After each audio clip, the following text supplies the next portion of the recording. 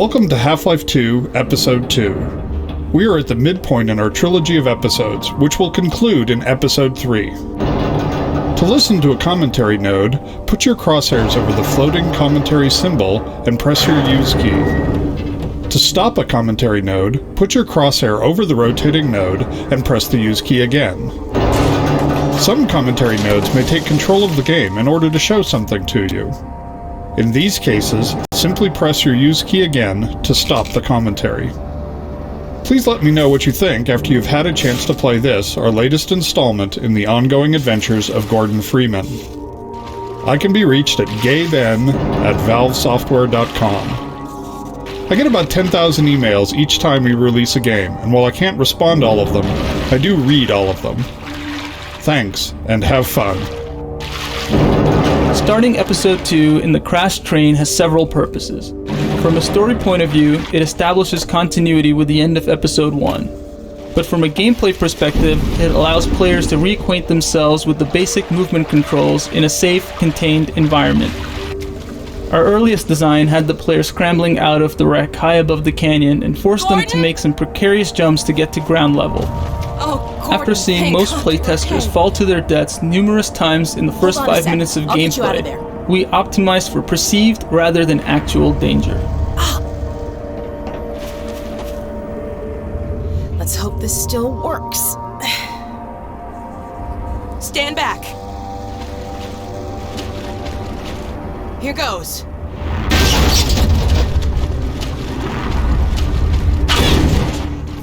Wow, I forgot what a kick this thing has. Here, you take the gravity gun. You're better with it than I am. When I couldn't find you, I know. I shouldn't have worried. Well, we should keep moving. I'm sure the Combine haven't forgotten about us.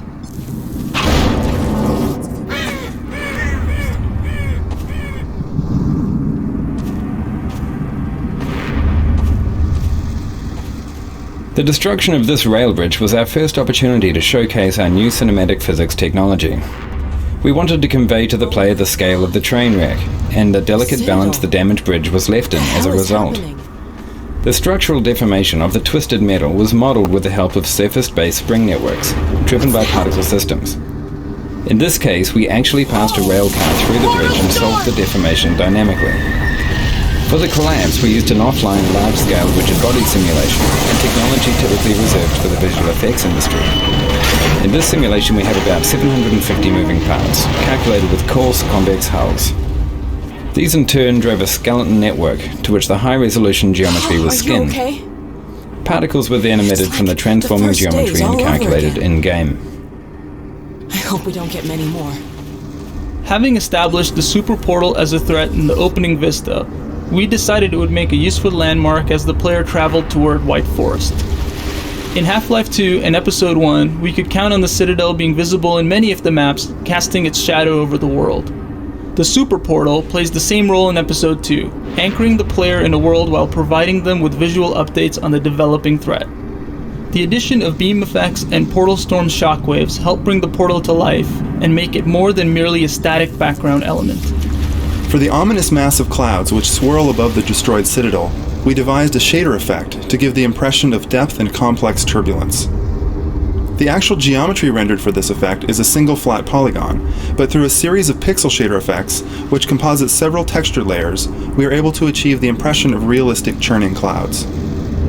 In the offline pre-visualization work that we did to initially define this effect, we developed a very realistic simulation with more than 30 layers of clouds. With real-time shader techniques, we were able to achieve an equivalent look while maintaining an interactive frame rate. The view of the ruined yet still dangerous City 17 is a good example of a classic Half-Life vista. Vistas are sweeping scenes where many elements of design come together. This one reminds the player of what he's accomplished in Episode 1 while setting up the threat that will hang over the rest of Episode 2. It establishes the mood with a stunning skybox and shader effects, shows off believable character responses, and also literally sets the episode into motion. When the player looks at the scene, a device called a look trigger sets off the portal storm, which causes the bridge to collapse, using Valve's new cinematic physics, which we'll be showcasing throughout the episode. I wouldn't be surprised if the this place?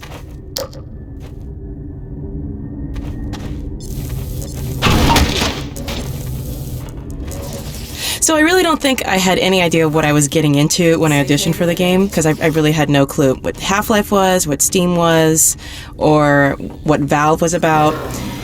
But I did really have the feeling that it was something that was really heavy, since when I was in the waiting room, everybody that was sitting across from me just seemed like they were stars or recognizable faces.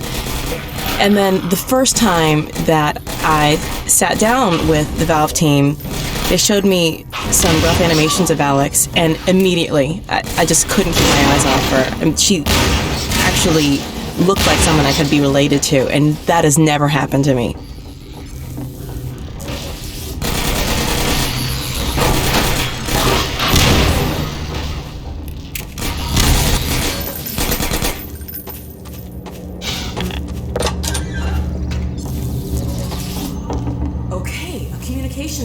In this first part of the episode, we're restoring the player's connection to Alex by recalling the sort of collaborative activities you shared with her in Episode 1, from combat to collaborative puzzle solving. Notice that as she works to restore power to the transmitter, she's careful not to steal the player's fun by doing it all herself. She doesn't actually solve the puzzle, although she sometimes thinks she has. This adds to her charm and helps her feel more human. Of course, the reason we're doing this is so that you will care when bad things happen to her. This transmission scene was added fairly late in development, after hearing from playtesters that they weren't sure where they were going or why. Setting up the White Forest base as your goal right away was important in an episode with so many open, free-form areas where players might forget what they're supposed to be doing. Go for it.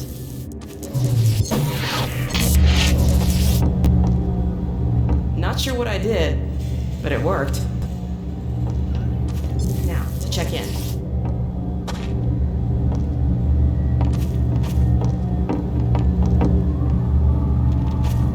White Forest! White Forest, this is Alex Vance. Do you read?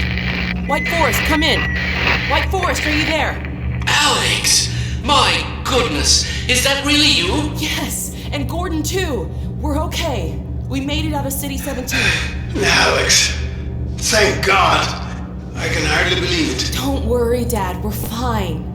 But something really strange is happening with the Citadel. Oh yes, we've been monitoring the situation. The raw discharge of the meltdown has been focused into a coherent beam of portal energy. It's the Combine. They're trying to open another gateway. Yes, what you're seeing is the infancy of a super portal. If it attains full strength, it'll be the 7-hour war all over again. Except this time we won't last 7 minutes. My God.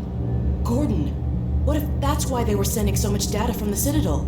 So that... Data? From the Citadel? In the control room. They were feeding huge volumes of data directly into the core destruction sequence. Magnuson, did you hear that?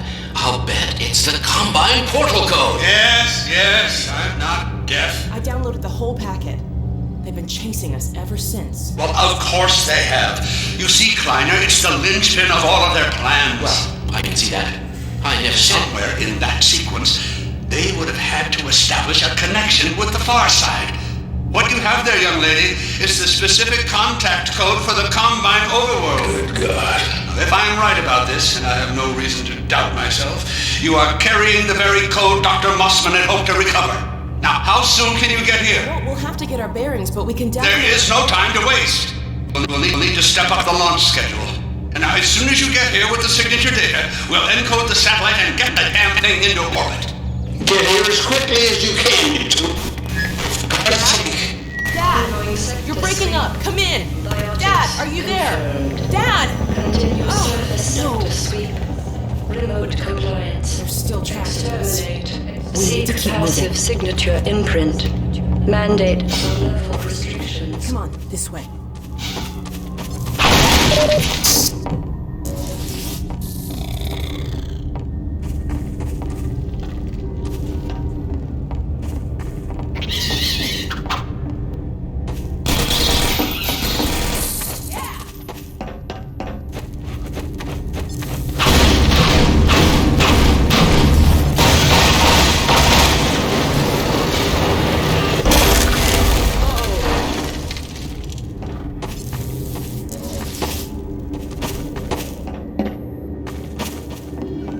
Nice!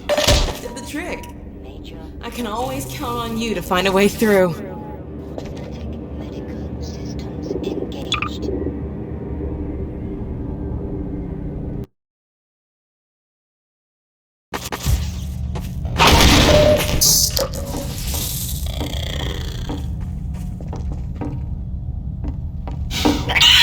Behind you!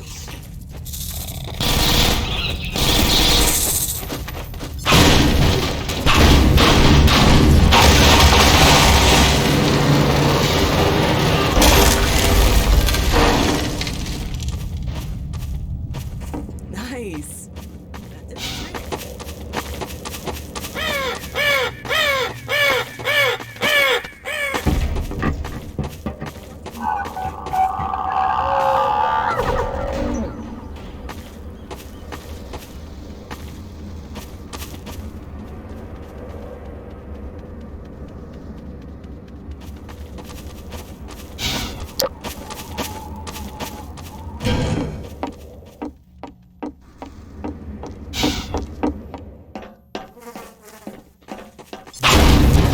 Careful up there.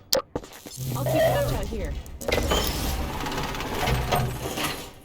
Around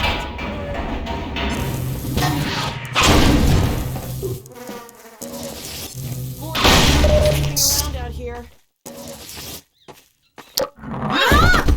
Oh my god!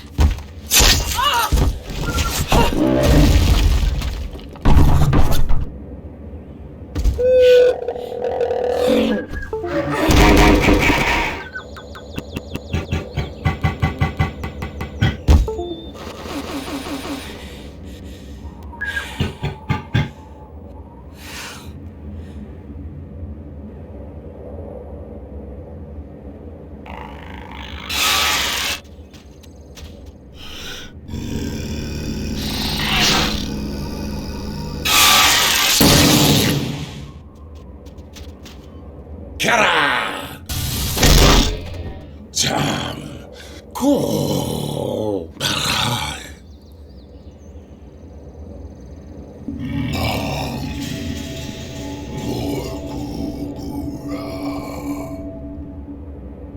The Alex Vance. What harm has come? Ah, the Freeman. I am pleased to see at least you are unharmed. But the Alex Vance, her condition is grave.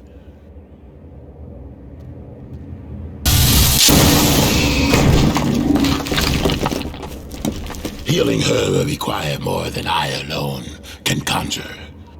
Let me summon my kin. From the beginning of Episode 2's design, we intended for Alex to be gravely injured and fall into a coma. However, the timing and nature of her injury changed dramatically. In the earliest version, the player woke to find Alex already unconscious. We wanted the player to be unsure what to do, but instead this turned out to be merely confusing. In the next iteration, Alex balanced precariously in the train car near the player, only to slip and fall as the train shifted. This was unsatisfying because we had painted Alex as tough and agile. Having her injured in a fall seemed arbitrary and impersonal. We kept trying to add a stronger emotional aspect to her injury, something that would give rise to anger and fear. Around this time, the Hunters were coming online, and we were having trouble giving them a really powerful introductory moment. Solving both problems at the same time, we introduced the Hunters as the cause of Alex's injury. Creating the sound of the Vort's call was a refreshing break from scoring huge explosions or the bridge destruction. We wanted something subtle that would communicate the Vort's general nature as well as its specific cry for help. Sometimes it can be difficult to process sounds while still giving an organic quality to the voice. To design a sound that contained a sense of the alien personality without just sounding like another animal call, we found a way to add and process overtones while subtly altering the phrasing of the pitch. The resulting sounds give the impression that the Vorts are in fact communicating among each other with a dynamic dialogue of calls as opposed to speech.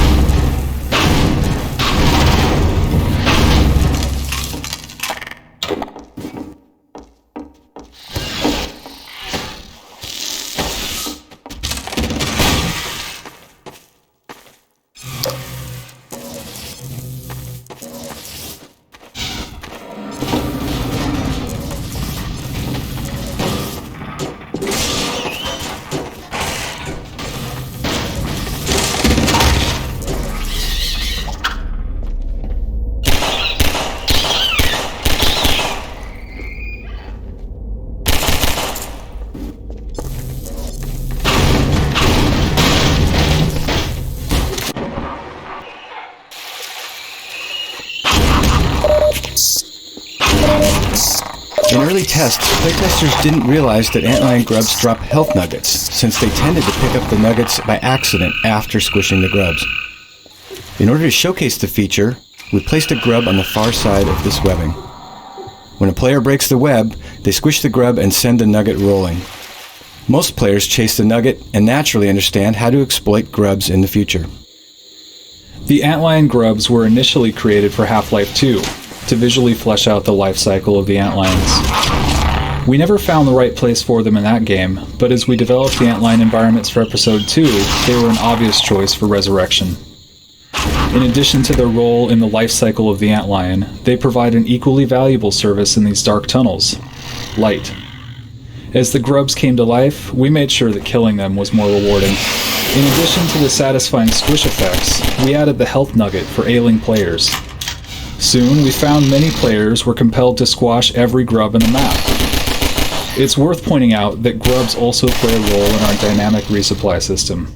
The more injured you are, the more health they provide, which allows us to create a consistent level of challenge for players at differing skill levels.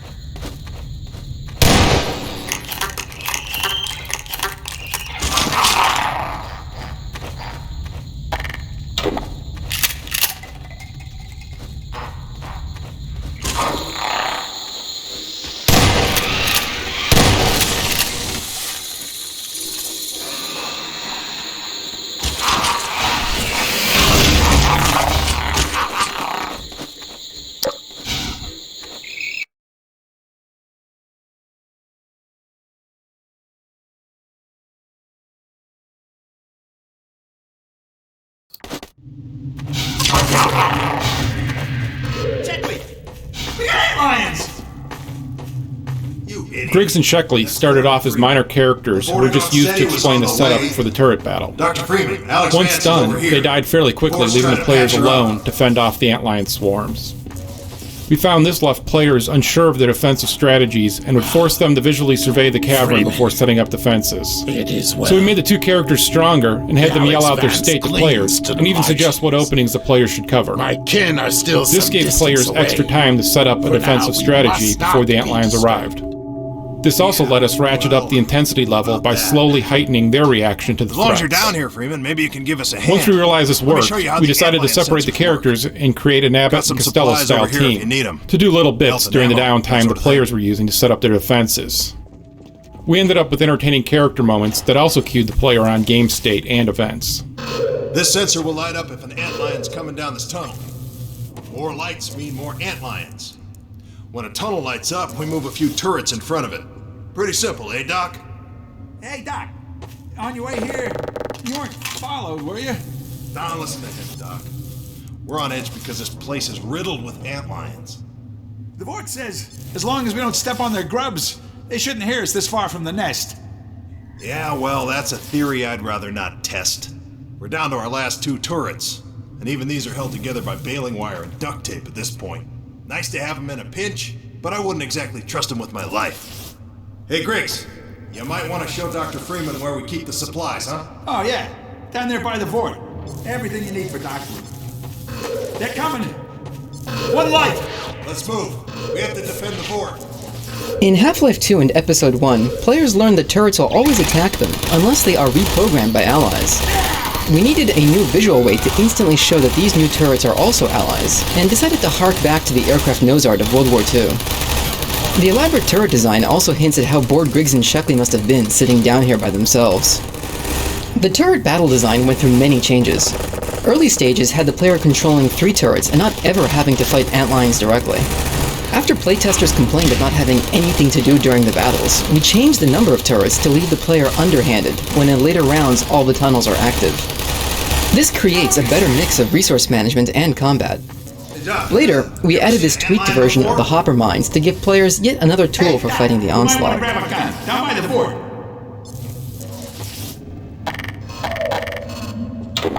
Over here, Shackley. We got the breach. We'll be okay as long as they stick to one tunnel. The breach is a rough earthen tunnel, which many playtesters tended not to notice when the attack began. They felt they had been told to defend only the 3 marked tunnel openings. We addressed this confusion by changing the sequence of antlion waves so that the second attack came through the breach. Players then understood that all 4 openings were vulnerable. Griggs and Sheckley's comment about not stepping on the grubs was originally intended for comedic effect, and to suggest that, as usual, Gordon Freeman had brought trouble in his way.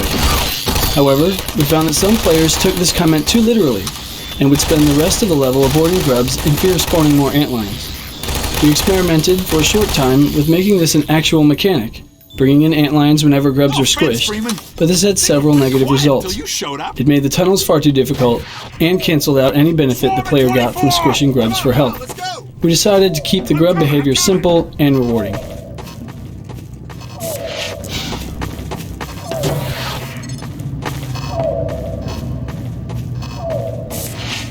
We experimented a lot with the ammunition for this level. Originally we had a single ammo crate containing some machine gun bullets, positioned down near the elevator. Playtesters, however, seemed happier using a shotgun in this battle, so we added a crate full of shotgun shells and moved both crates to the top area.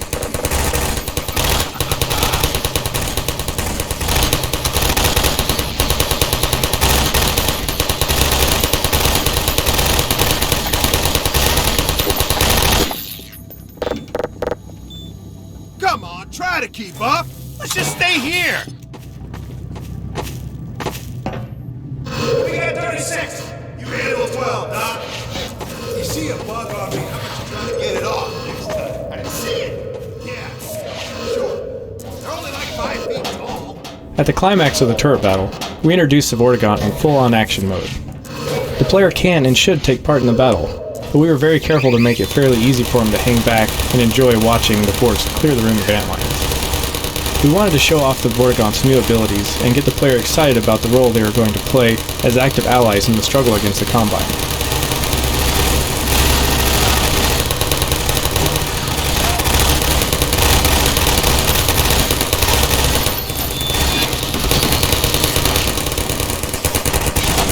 In Half-Life 2, Lou Gossett's voice lent itself to a mystical and mysterious characterization of the Vortigaunt. In Tony Todd's reading for Episode 2, we heard new possibilities for a Vortigaunt who is more of a mystic martial artist. With new attack animations and companion behavior, we worked with Tony to build the Vortigaunt into a powerful ally, a full-on alien ass-kicker.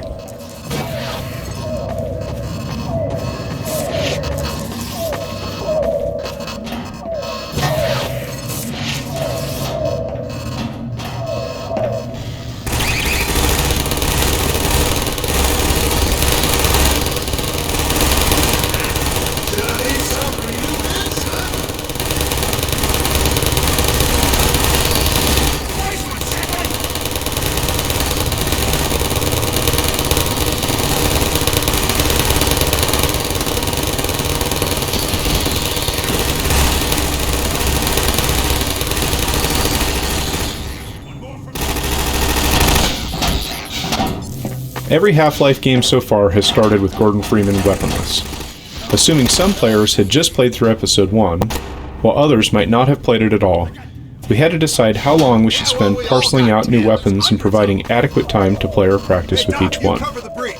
In this case, we decided to hand the player a number of weapons all at once, figuring most would have mastered their gunplay in previous episodes. We held off doing a lot of deliberate training until we began introducing newer modes of combat later in the episode.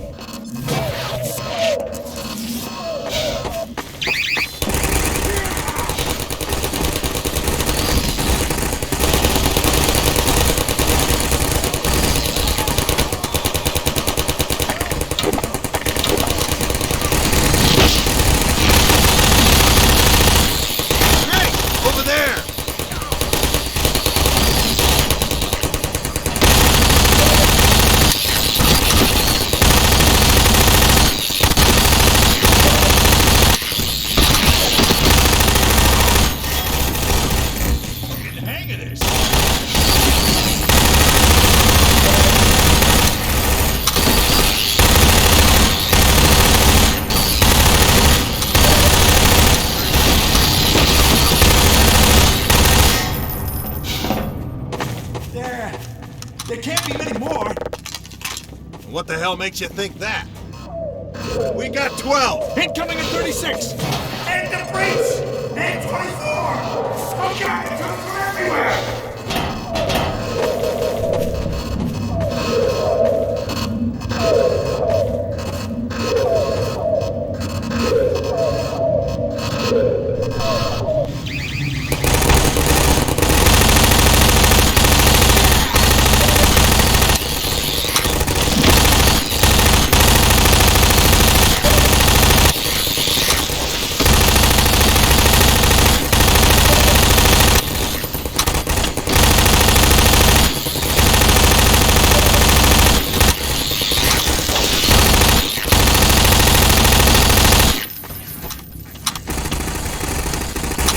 We experimented a lot with the ammunition for this level.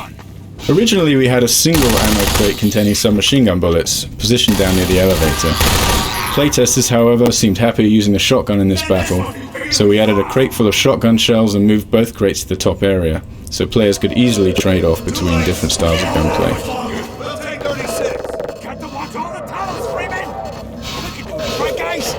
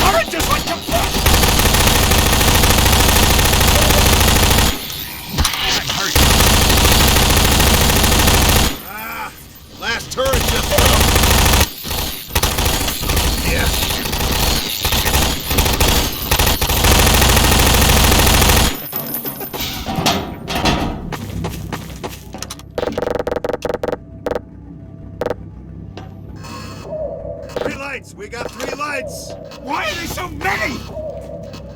I think we misunderestimated! Look alive!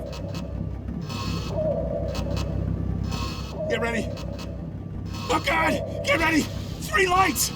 This is gonna be bad!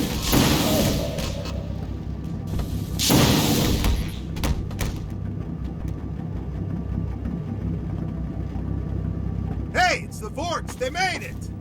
Yeah, I knew it. I was just trying to scare you, Shek. The Freeman. Our delay, regrettable.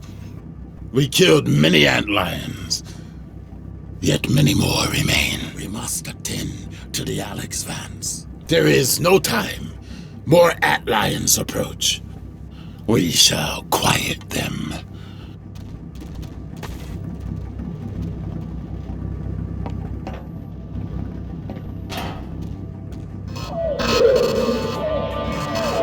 Shit! The whole place is lit up! Grab a towel! It's supposed to be here.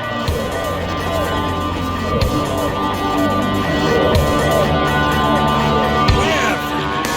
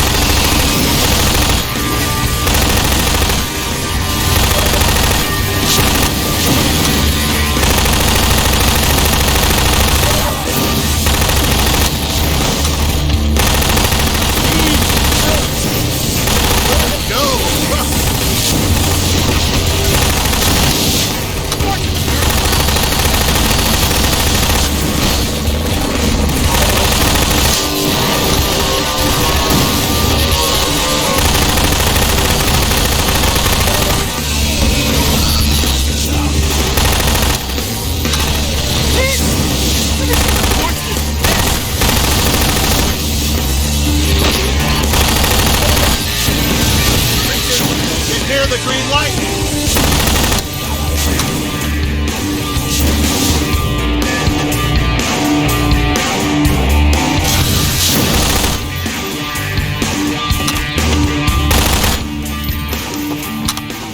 We have exhausted their immediate number.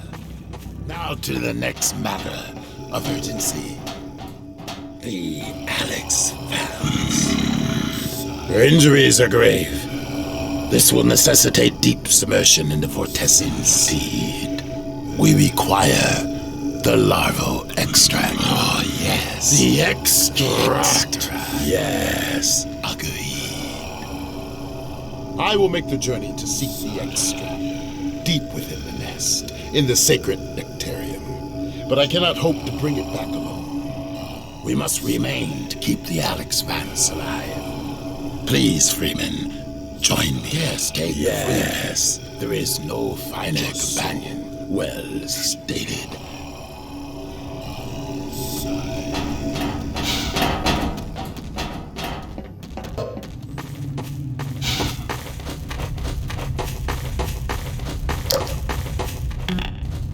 In the prototype for this level, the Vortigaunt cleared the way by blasting apart a rock pile. After a new model was created for the generator, we decided to exploit the Vortigaunt's natural relationship with electricity by having him charge the generator much the way he charges Gordon's suit.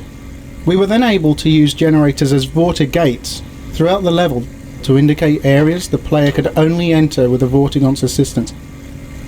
One of the 3 main themes for Antlion areas, the mines were a plausible setting for light sources, mechanical obstacles, and resupply. Visually, the mines offer good contrast to the natural cave.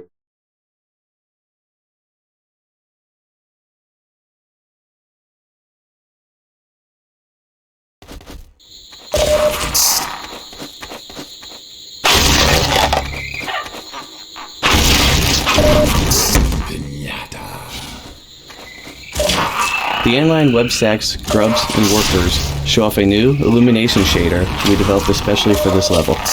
We began with concept art for the web stacks, modeled those, then added the material parameter that allows the model's self-illumination to be modified based on the angle at which the player views them. The end result is an object that looks lit from within by a weird volumetric light. We wanted players to work cooperatively with the Vortigaunt just like they did with Alex in Episode 1. We didn't want to make the Vortigaunt too powerful, or he might take away from the player's fun, but we also wanted him to be a good ally to have around. One solution, shown in this scene, was a shock attack where the Vortigaunt would stun a group of Antlions so that the player could finish them off. The Antlion experience in Half-Life 2 was characterized by a mindless, constant onslaught of bugs rushing your way. We devised the Antlion work for Episode 2 as a way to add depth and variety to the underground sequences by leveraging new types of gameplay. Unlike normal Antlions, the worker chooses to avoid direct confrontation, skulking in the background and lobbing acidic globs from a distance. This extends the amount of time players spend with each creature. By contrast, an encounter with an ordinary Antlion is over in seconds. The spitting behavior was derived from the bull squid of Half-Life 1, but was updated to fit the more physical world of Half-Life 2. To that end, the spit globs are not merely sprites, but physically simulated objects, flying through the air along realistic trajectories.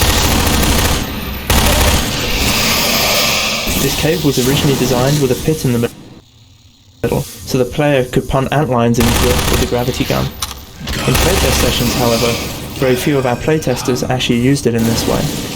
The pit stayed in the room, but we changed the path to allow the player to descend into it and come back out. Texturing of these caves provided a couple of significant challenges. We had never made such a large-scale area completely out of displacements before. The convoluted topology of the surfaces made them especially hard to UV map without unpleasant-looking seams and texture work. After some early attempts, we decided that we were not going to be able to map this area using conventional UV mapping, so we decided to write custom shaders especially for the caves. Our custom shader combines multiple axis-aligned projections based upon the surface normal. This largely fixed our problems with stretching and seams. Since we wanted to provide dramatic lighting in these areas, particularly when lit by the flashlight, we augmented the source engine's radiosity bump mapping with a new piece of technology. This allowed us to create a form of bump maps in which the bump map surface details actually cast soft shadows across the surface. This emphasizes the surface bumpiness, especially when the light is at grazing angles.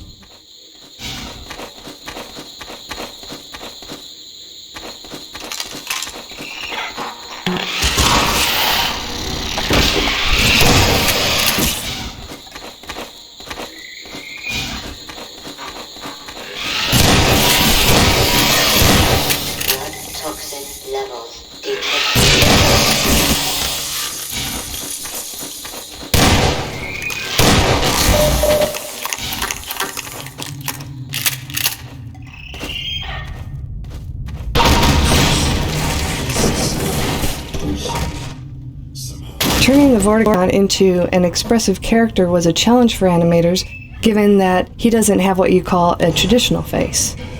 To bring out his personality, the animators concentrated on shifting body weight and broad hand gestures. Most importantly, where human characters tend to move their heads a lot for emphasis, we concentrated his performances on expressive spinal motions.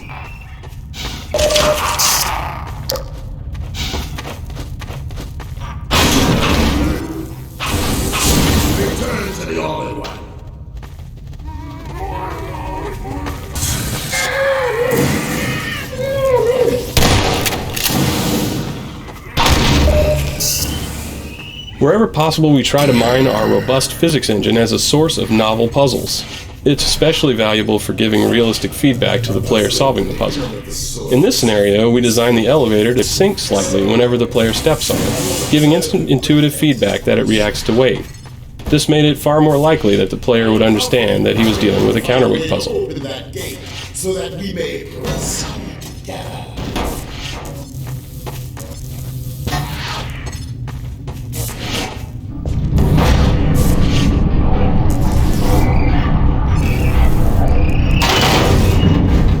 We like to lull players into a trance, then startle them.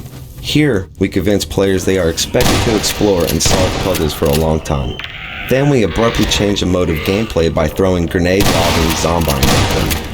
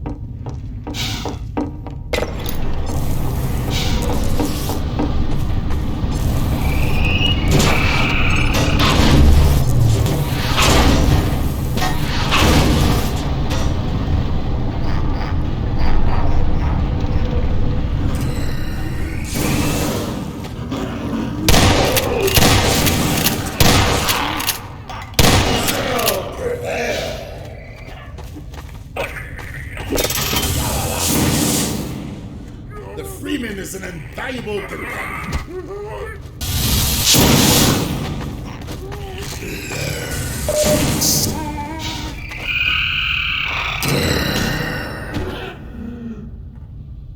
Pity the generator that requires a Vortal to operate.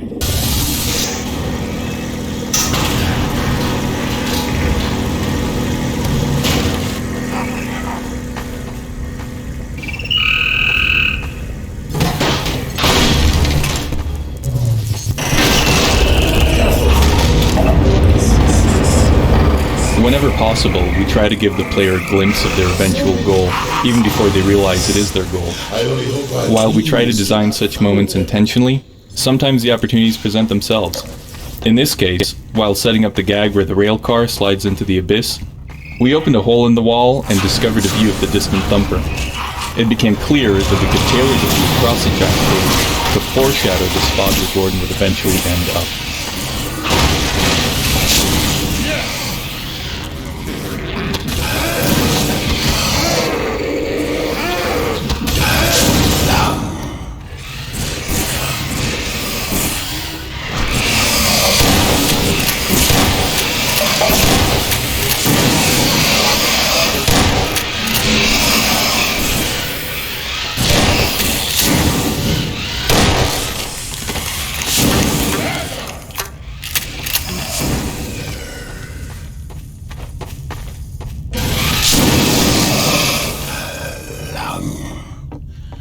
What next in the parade of constant obstacles?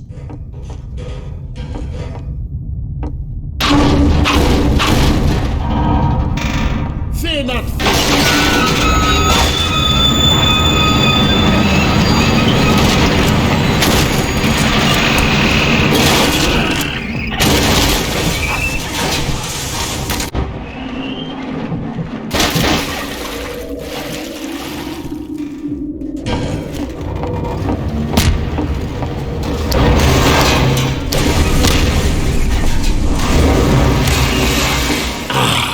No pit would be complete without a Freeman climbing out of it.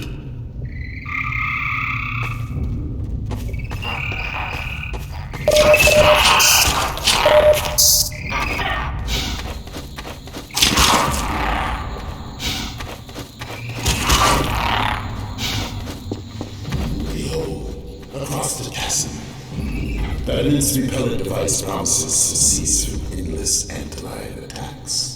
If the Freeman is in agreement, let us find our way to that vibratory haven.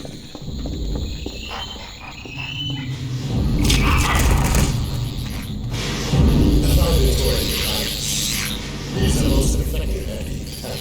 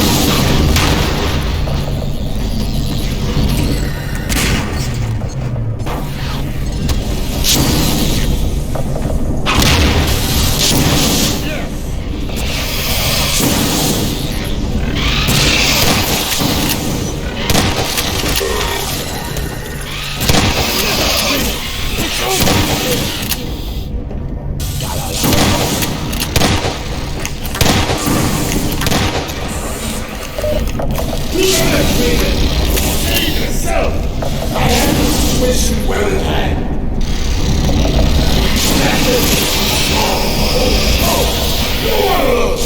I will join you in attack.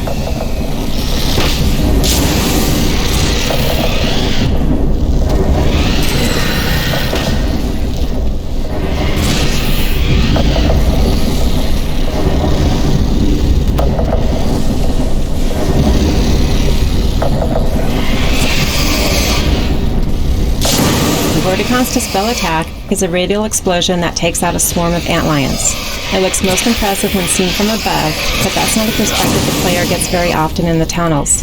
We designed the exit from this battle purely to give the player a view from above so the board could put on a show.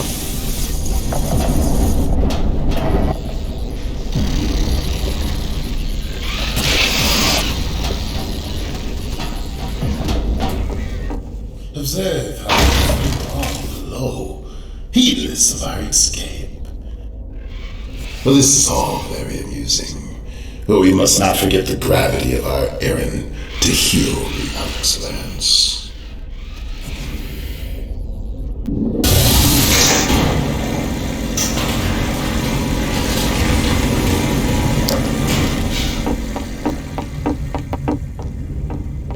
Originally, this room came directly after a long stretch of combat with antlions, and opened up into more of the same. Players who opened the door were faced with another swarm, which they were expected to clear with a whole bunch of handy grenades. A glimpse of the Antlion Guardian in this level sets up anticipation for the more extended confrontation. Originally, this room came directly after a long stretch of combat with antlions, and opened up into more of the same. Players who opened the door were faced with another swarm, which they were expected to clear with a whole bunch of handy grenades. However, most playtesters were fairly tired of antlion combat at this point, so we decided that a complete break from antlions would be an even better alternative to blowing up more of them with grenades. A glimpse of the Antlion Guardian in this level sets up anticipation for the more extended confrontation in upcoming areas. The player needs to know what he's getting into so that the Vortigon's warnings will all make sense.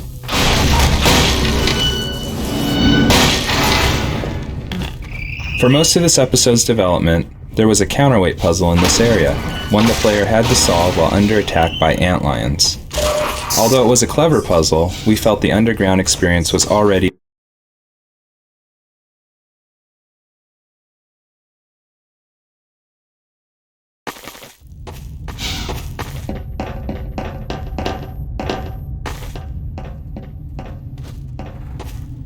A wind from below bears the scent of extract. Until we added the wooden landing here, players were very reluctant to jump down into the elevator shaft. Some playtesters went all the way back to the previous level looking for another way down. In the days of Half-Life 1, we depended on players jumping willy-nilly down every elevator shaft they encountered. But over the years, they've learned to be afraid of the things we tend to put down there. But how? How shall we descend?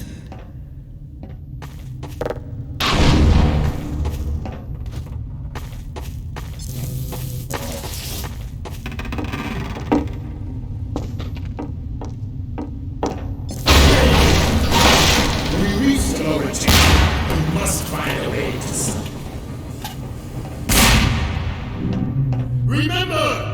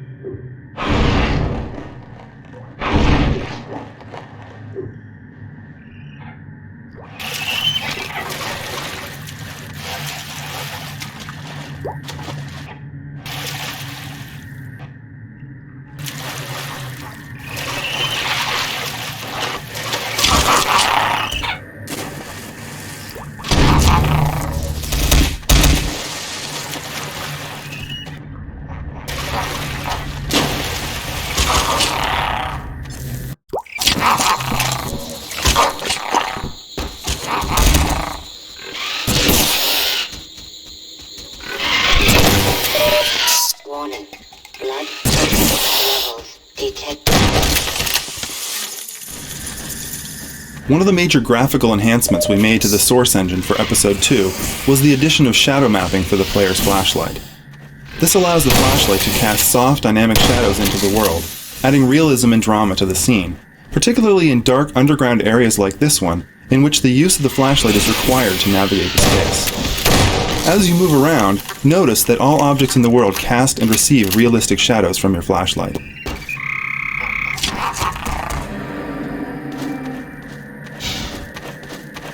Early versions of this area had serious problems. It was brutally punishing and unfun.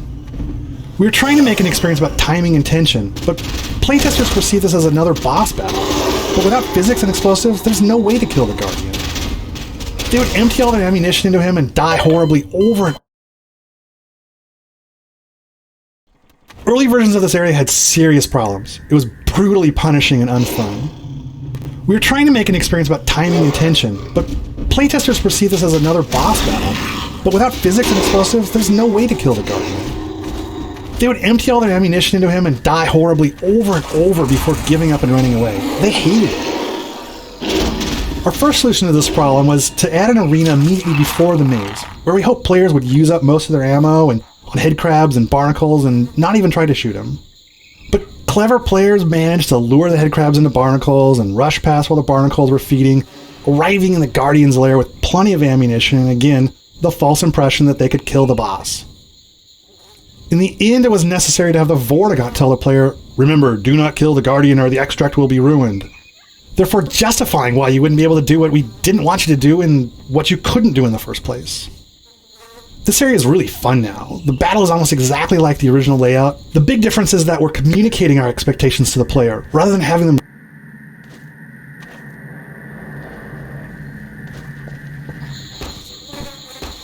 In Half-Life 2, the Antlion Guard was originally meant to be a sort of super-bug bloodhound that pursued the player through caverns and harassed him while he slipped into small spaces to hide. While we never realized that design in Half-Life 2, this scenario is, for the most part, exactly what his original design sought to accomplish. Over the course of many years of production on various titles, we found that ideas often go away into the ether for years or more, only to resurface and thrive in a new game environment. Even failed prototypes can flourish down the road. Before we simplified the path through the Guardian's lair, we allowed a right turn at this junction, leading the player right back to where they began. One of our playtesters continued to repeatedly turn right here for half an hour. That was a compelling argument for removing the maze-like elements.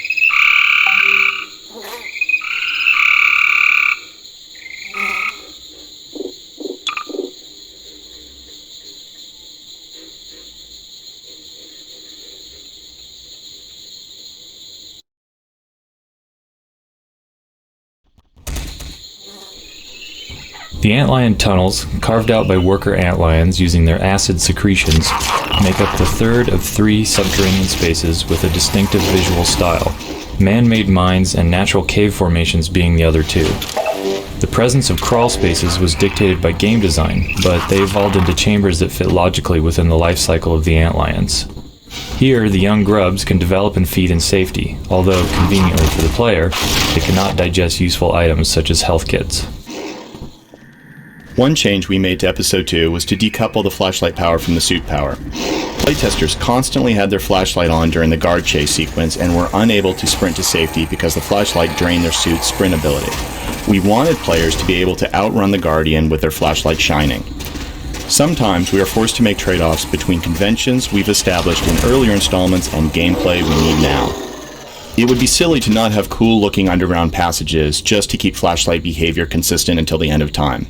As for the rationale within the story, players might assume this new feature was apparently the result of damage sustained in the train crash. In early versions of this map, the tunnels here were more maze-like, with branches, loopbacks, and dead ends. After watching numerous playtesters get lost, it became obvious that they were not having fun. We simplified the paths and added a number of one-way choke points.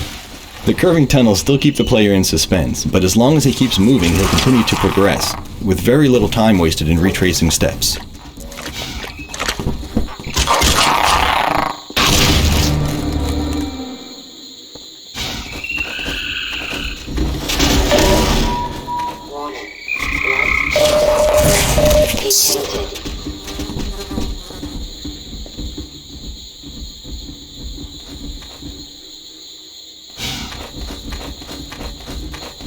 In this scene, we wanted the player to feel under tremendous pressure to break through the boards. Ideally, they just barely make it through the opening before the Guardian arrives. To get this effect consistently, we had to reduce the number of boards again and again until we saw playtesters consistently scrambling to safety at the last moment. In early versions of this map, the player was allowed to drop straight to the bottom of the shaft. Nobody ever saw the Guardian break through the boards. Therefore, we added a small floor area and required the player to turn around to break more boards, making it much likelier that players would see the Guardian's attack. One of our toughest jobs is tuning for difficulty. There are all kinds of ways that sloppy game design can make players miserable when they're supposed to be enjoying themselves. If the player's laughing as he dies, it's a good sign. It means the death is perceived as part of the entertainment experience, that the player died fairly and not as a result of poor design. But if the playtester's beating his head on the keyboard, we usually take this as a sign that there's still work to be done. At various times in development, this gear was loose in the environment, tucked in a dark crevice, hidden in a small box, or lost in the bottom of a flooded pool. One playtester, unaware of his low health, actually drowned in 2 feet of water while retrieving the gear.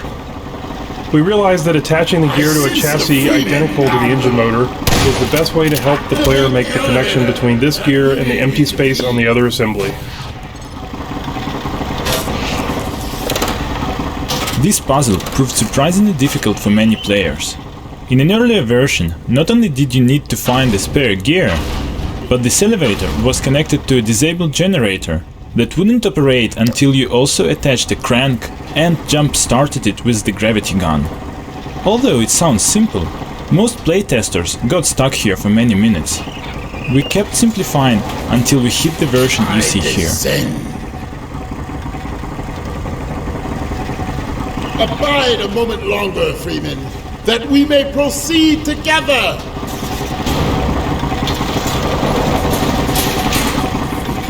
Has done his task magnificently.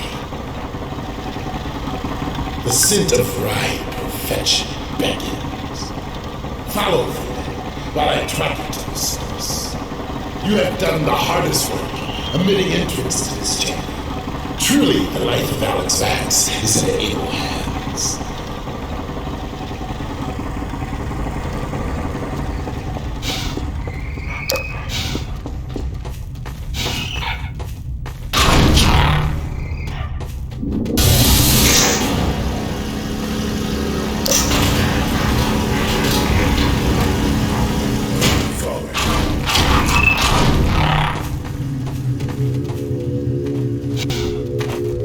We had wanted to implement a generalized particle system for quite some time, and after episode 1 we set out to create one. In previous Half-Life games, each effect had been hand-coded by a programmer working with an artist.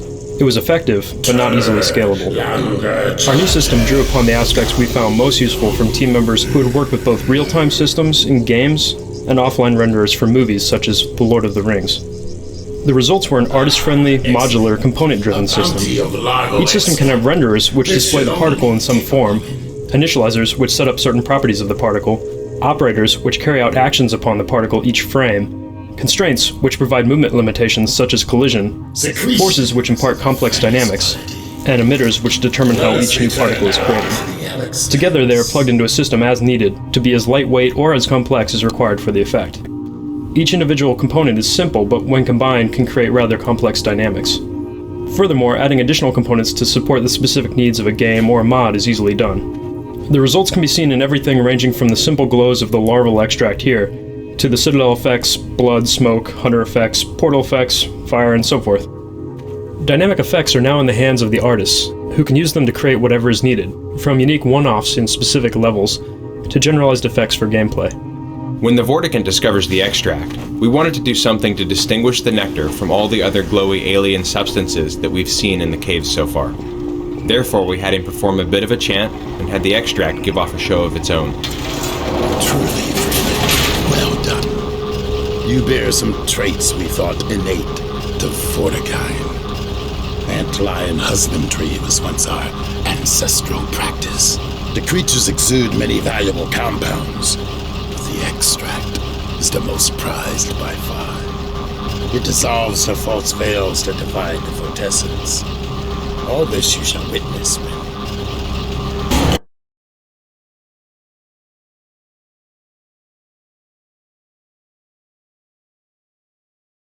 One of the three main themes for Antlion areas, the mines were a plausible setting for light.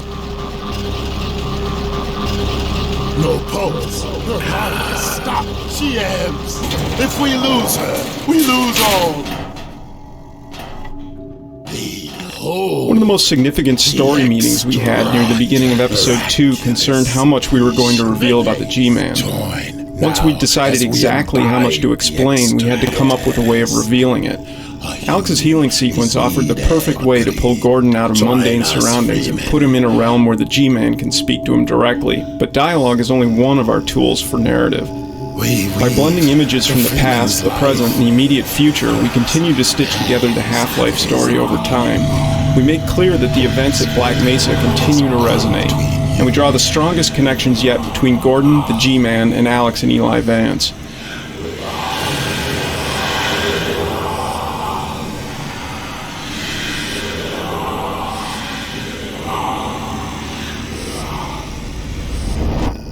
Dr. Freeman. I realize this moment may not be the most convenient for a heart-to-heart, but I had to wait until your friends were otherwise occupied.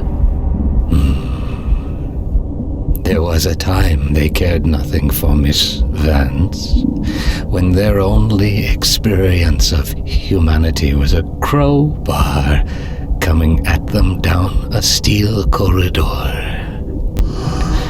When I plucked her from Black Mesa, I acted in the face of objections that she was a mere child and of no practical use to anyone. I have learned to ignore such naysayers when quelling them was out of the question. Still, I am not one to squander my investments, and I remain confident she was worth far more than the initial appraisal. That's why I must now extract from you some small repayment owed for your own survival. See her safely to White Forest, Dr. Freeman. I wish I could do more than keep an eye on you, but I have agreed to abide by certain restrictions. Well, now, listen carefully, my dear. When you see your father, relay these words. Prepare for unforeseen consequences.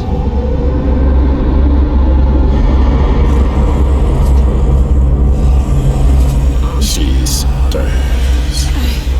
Her form has regained integrity. We have Lie still. Oh my god. I thought for sure I was dead. The Combine hunters caused traumatic injury. A hunter. So that's what it was. We knit shattered bone and restored circulatory integrity. Yet it was a Freeman who retrieved her vortessence. Yeah, that's Gordon. How long have I been out? A matter of hours. Hours? We've got to get moving. A moment longer. But we have to get to White Forest. It's vital. No fear. We will put you on the right road. Now. We sometimes use sounds to set a mood rather than to literally underscore the on-screen action. Whoa. The G-Man sequence you just saw, for example, relies heavily on the use of abstract and ambient sounds. Lucky to be here. We wanted the soundscape to have a deadened, internalized quality that you get from putting your hands over your ears. So we started with recordings from inside the womb. If you listen closely, you can hear the internal gurgling noises as well as muffled heartbeats. We then added various other effects around the rhythm of the heartbeat, plus long-tailed reverbs. None of the door or transition effects are literal interpretations, but are obscure metal and feedback sounds created to work in sync with the observable actions. So all of these things contribute to the scene's dreamlike quality.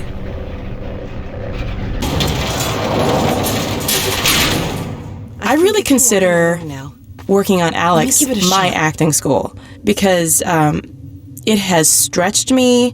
It has made me go deeper in my work. It's sharpened me up as far as being able to call in emotions or really just imagination. A creative spirit is really just a lot of imagination, I think.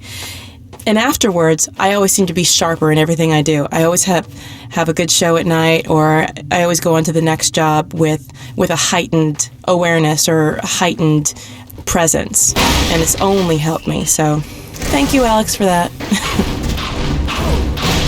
It was a guardian.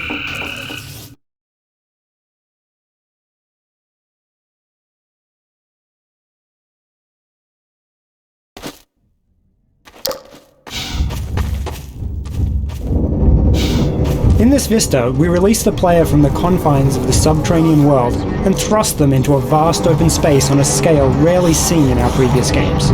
The narrative takes advantage of this scale as well. With our allies at close range and our enemies on the distant bridge, we are reminded of the personal stakes and the larger threat, all in one short scene. Sometimes very small changes can make a big difference. Originally, these troops all marched in lockstep, using the same walk animation. This looked extremely robotic. We took a second walk animation that had been done for this troop skeleton, a more upright, casual walk, and programmed each soldier to randomly blend between the two walk cycles as he crossed the bridge. This 30-minute change made a huge difference in the scene. We tried several different ways of showing the advisor traveling with the Combine forces. We started off with an advisor pod flying over the troops, much as they flew from the Citadel at the end of Episode 1. However, we didn't want to give the impression that those pods were anything but emergency escape units. They were not meant to be self-powered flying crafts that could be piloted around in future episodes. We ended up with the solution you see here. APCs are pulling a structure holding an inert advisor pod. This lets the player study the advisors at different points in their life cycle. They see the main stages of the advisor's metamorphosis, from harmless larvae into powerful and highly mobile monsters. Most of our dramatic scenes are constrained in such a way that the player can't progress until the scene is over. For example, there might be a gate that only Alex or a Vortigaunt can open. In this scene, where the Vortigaunt and Alex first see the Combine marching on White Forest, we simply placed a few barrels to block the way while Alex and the Vortigaunt speak. With just this slight impediment, every playtester stayed and watched the scene as intended, so no explicit gate was needed. Alex's model underwent some upgrades for Episode 2. We added 2 new holes to her jacket, courtesy of a hunter, and dirtied her texture up a bit to show wear and tear. We also increased her polygon count, and to help with her jacket, we added shoulder blades to her back so that it flexes better when she lifts her arms. Additionally, we reconnected her belt, so that instead of being rigidly attached, it now flexes and slides around more. A lot of this stuff you won't even notice, it'll just look right. Yeah, that's Alex. She's wearing a jacket. You won't even think about it. It's easy to have the computer draw something stiff and awkward, but doing that pulls you out of the game. You stop believing in the characters. They just become icons. Our goal is to make our characters simply look natural, but to do that requires lots and lots of work and tons of new technology. The irony is, if we've done our job, you won't even notice. It'll just look right. Initially, we built this area around the sand traps mechanic from Half-Life 2, warning the player that stepping on sand would trigger swarms of antlions.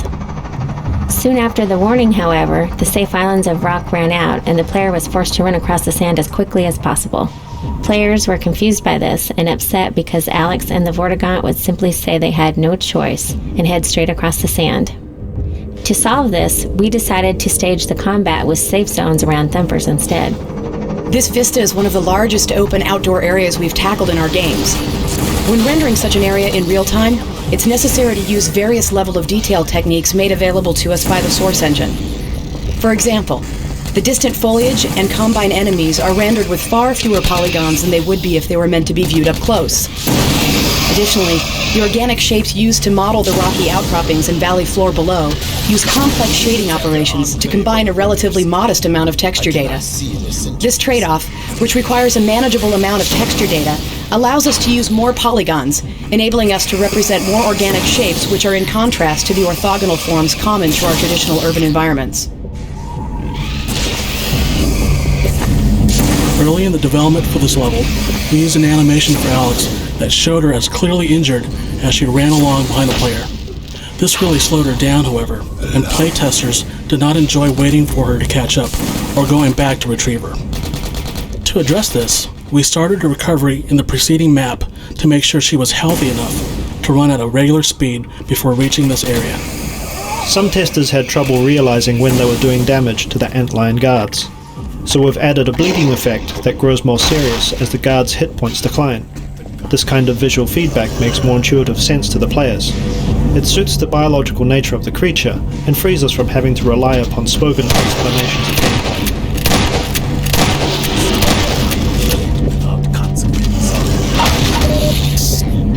This scenario required significant changes to the Antlion guard behavior. Players of past games were used to dealing with only one guard in a confined space and without anywhere to hide. In this scenario, the player had a safe zone, but couldn't remain there to accomplish their goals. One change we made to the guards was in altering how they throw objects at the player. Originally, they shoved objects directly toward the player at high speeds. These objects were really hard to dodge, and if you weren't paying complete attention, you could easily be blindsided and killed. The guards now hurl objects along an arcing trajectory, which not only gives the player a greater opportunity to dodge, but looks awesome. The player gets to see the guard launch a car from 100 feet away, then step aside just as it crashes to the ground where they were standing.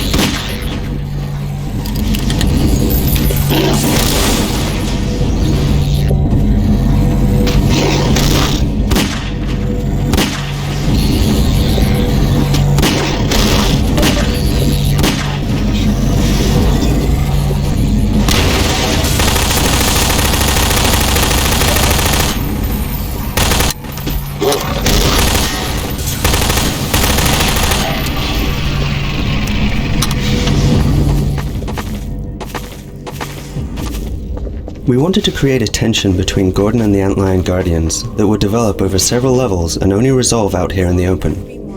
In order to differentiate this Guardian from the others the player had encountered throughout Half-Life 2 and Episode 1, we changed his texture to a glowing green. This gave the player the satisfaction of revenging himself on the creature that had chased him through the underground lair. Freeman, this back past those guards with great dispatch. Come now. The vehicle we seek is in the encampment above. This lift will carry us to where the vehicle awaits.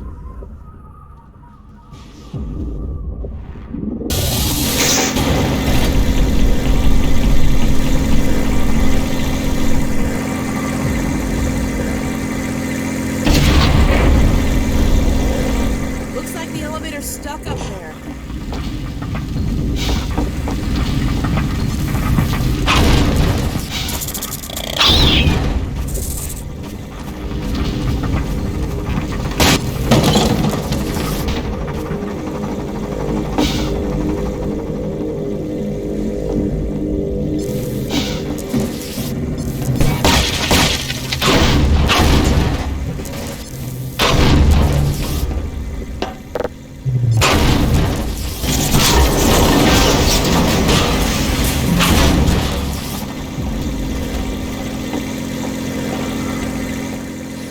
Thanks, Gordon.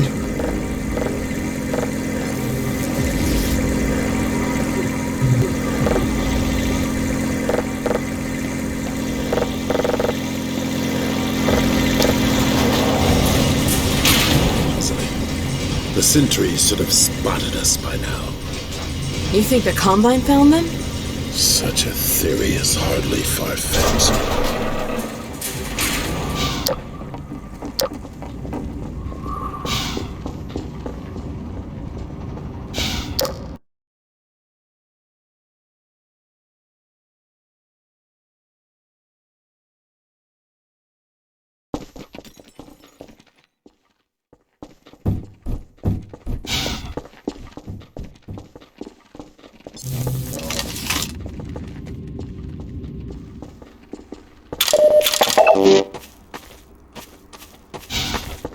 For attentive players, this is the first time we've allowed a glimpse of the G-Man since Half-Life 2.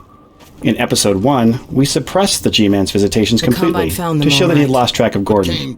But after Alex's healing incident earlier in Episode 2, he is actively watching again. Keep an eye out for him.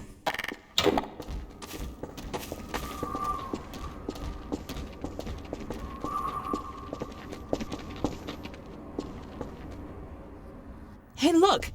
Out on that bridge. I think I see the car you were talking about.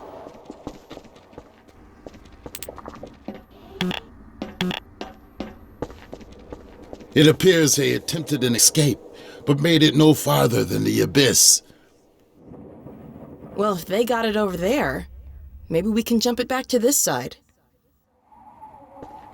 We recommend the Freeman for this task.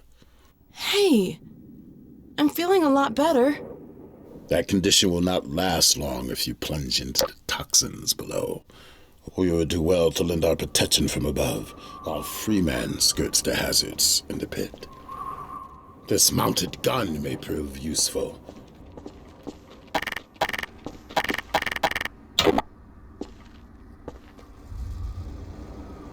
The gun would appear to be powerless. In Episode 1, Alex climbs up into a hidden room and uses a Combine sniper rifle to assist the player. The player never sees the rifle, only the targeting beam. For Episode 2, we decided to show the Combine sniper rifle and let the player know exactly where Alex would be standing when she used it. However, making it visible and accessible to the player required us to come up with a way to make the rifle usable only with the Vortigaunt's help. Though it's somewhat of a contrived and arbitrary device for keeping the player from using the gun, we felt it was a worthwhile trade-off, given that playtesters tended to enjoy the co-op sequence of Alex assisting them from above.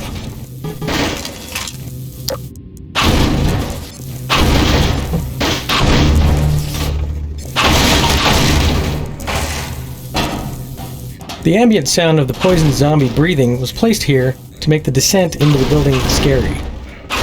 Although most of the team thought it was comical, there were a few playtesters visibly unnerved by it. One playtester stood at the opening to this room for a long time, afraid to go in.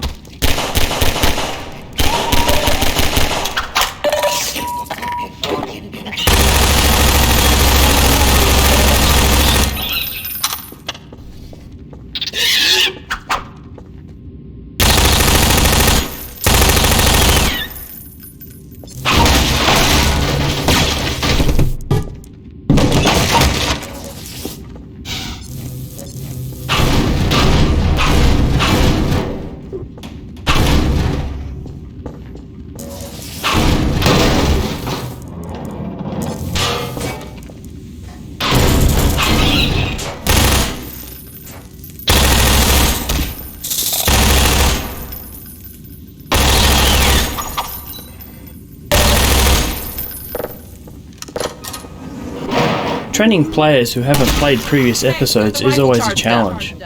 Those who had not played episode 1 did not immediately understand that the Combine sniper beam was friendly. They avoided it, thinking it could damage them.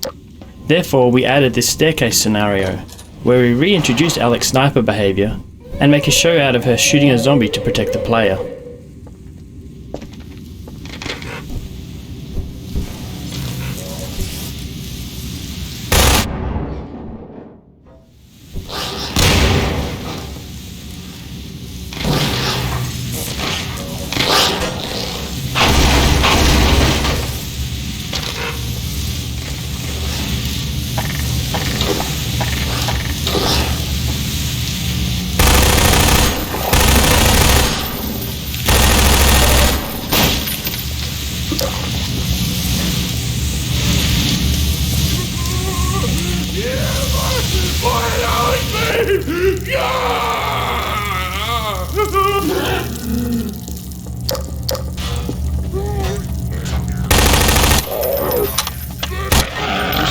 Depleted.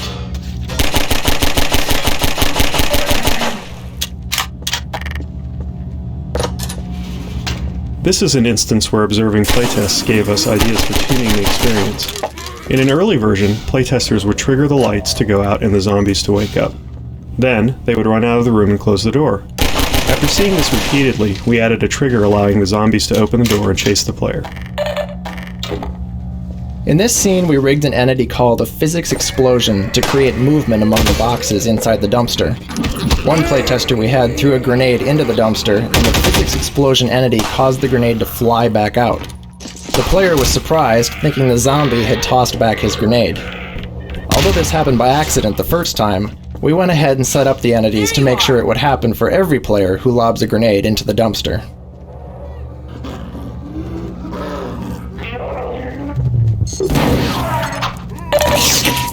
Warning. Detected. User. Earlier in this level, we blocked the path with fire and forced the player to turn off a gas jet to continue. Fire traps of this sort were plentiful in Half-Life 2, but we could not count on players knowing or remembering how to use them here. Having offered some brief training, we now build on the mechanic by having the player work with Alex to create a cooperative fire trap. Most players turn on the gas, at which point Alex shoots a zombie on the stairs to create the wall of fire. This triggers a parade of zombies to come out of the door below and walk into the fire.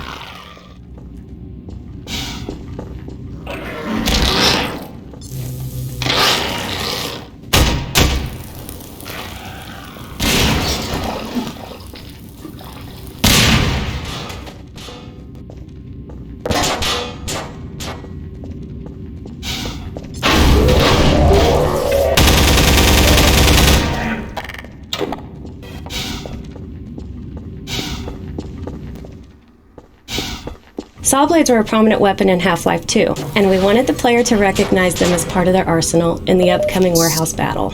After watching several playtesters ignore them completely, we decided to add the zombie pin to the wall. Most players pull out the saw blade and instantly realize its potential for destruction. After that, they tend to find and use saw blades without further prompting.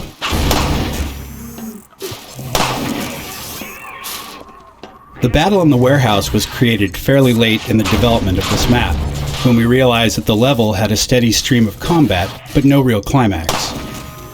We wanted to take advantage of Alex's sniping abilities, building on the scene in Episode 1 where the player can punt boards off windows to give her a better view of attacking zombies. Here, we have the player removing 10 roof panels to give Alex a line of sight into the room below. Bring them out. Clear shot.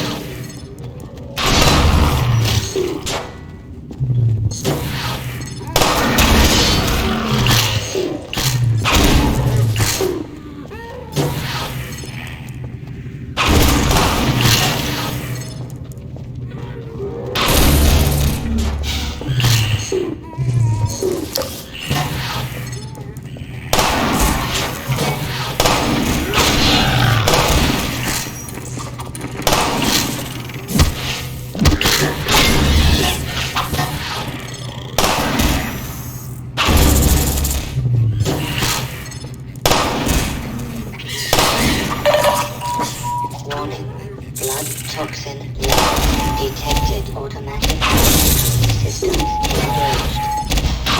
Morphine administered.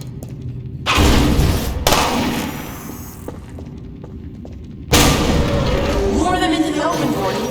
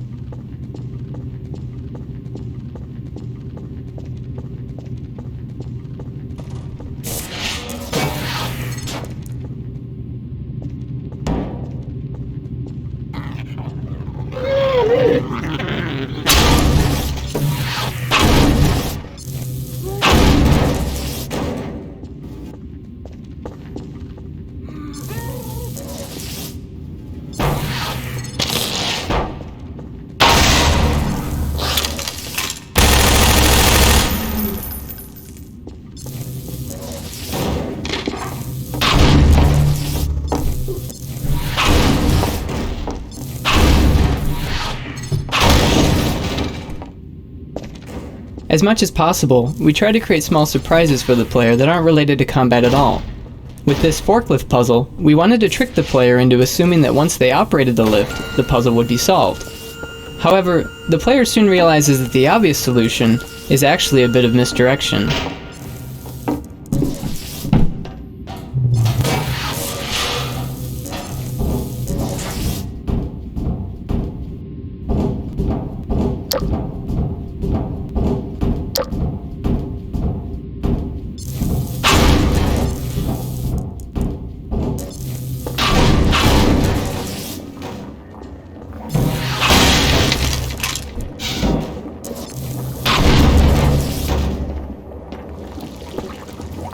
In previous versions of this level, the platform opened directly into this pit of toxic waste. Playtesters who didn't recognize the waste as something harmful would jump straight into the pit. We changed the path so the player could make a safe landing and slowly come to understand the toxic threat.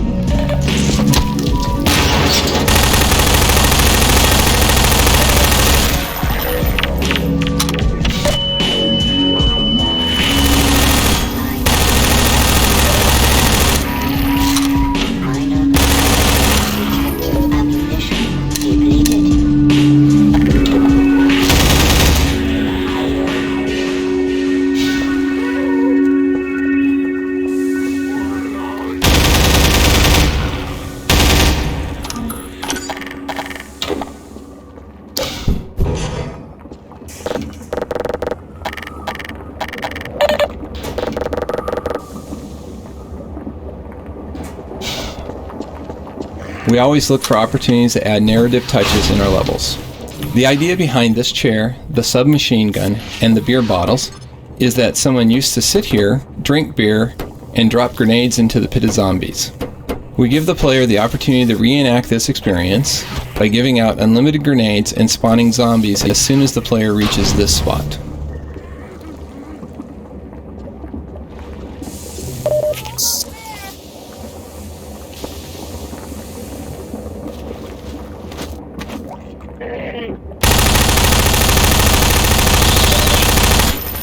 Ammunition depleted.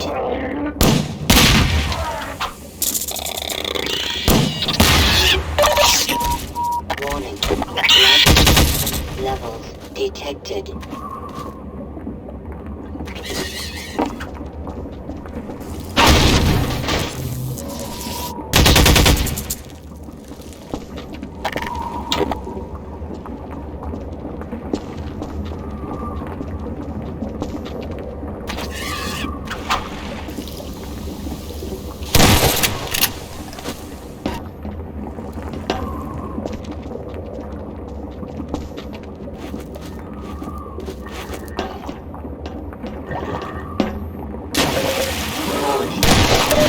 Radiation level detected.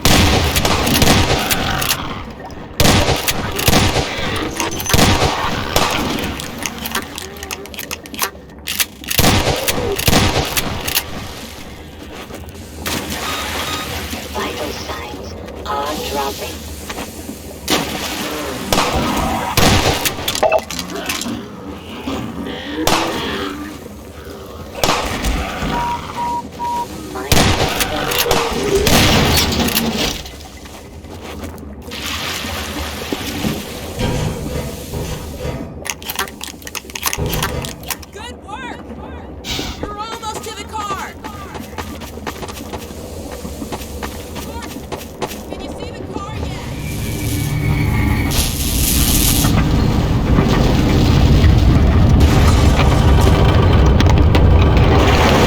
Although this bridge is not the first occasion for cinematic physics in the episode, it was the original test subject we used to develop our effects.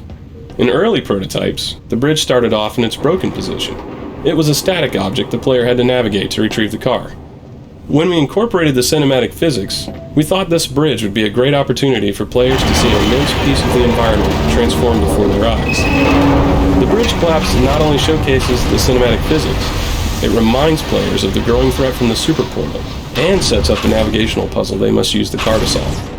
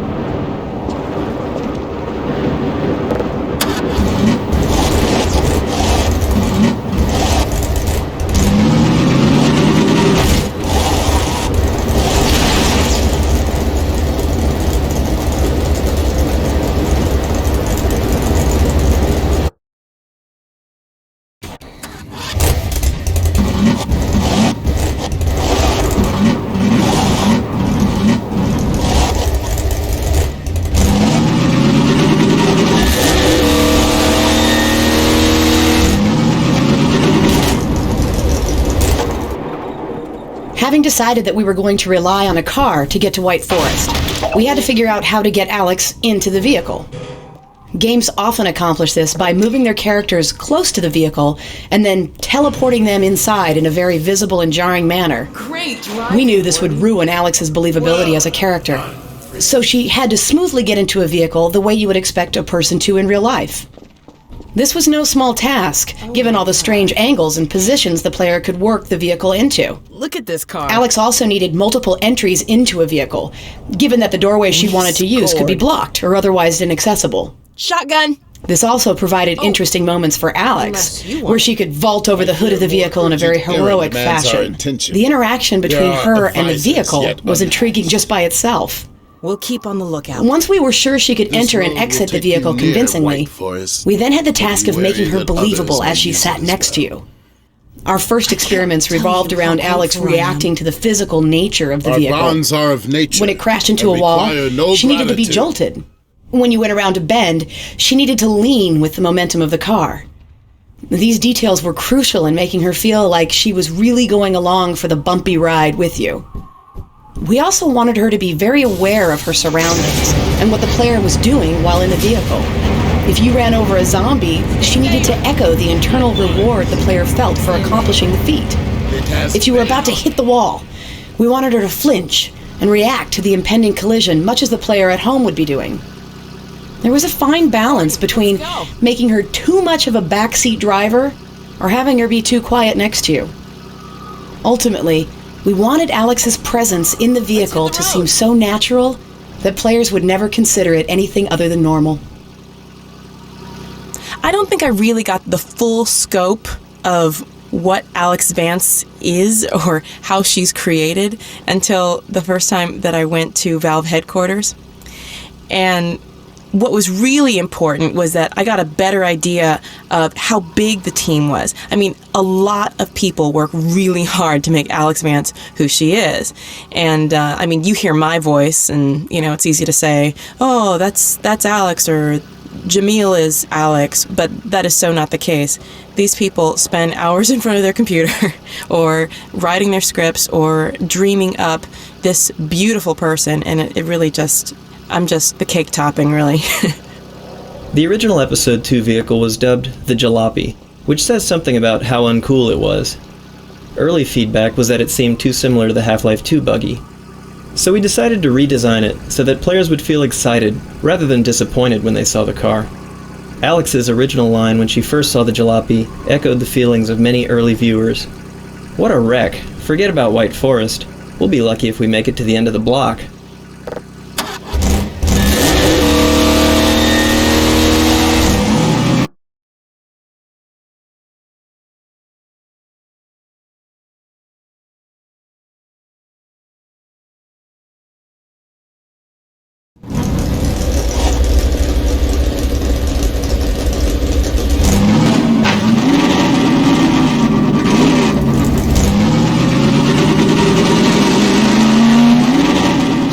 It wouldn't be as easy as just driving down the road. Looks like we'll have to take a detour.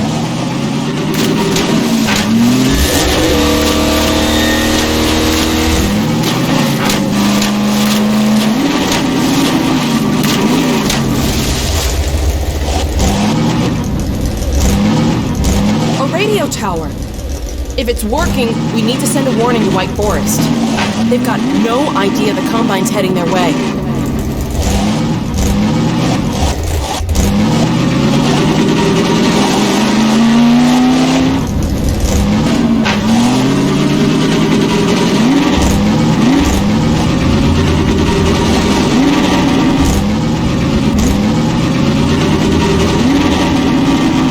Nobody's home.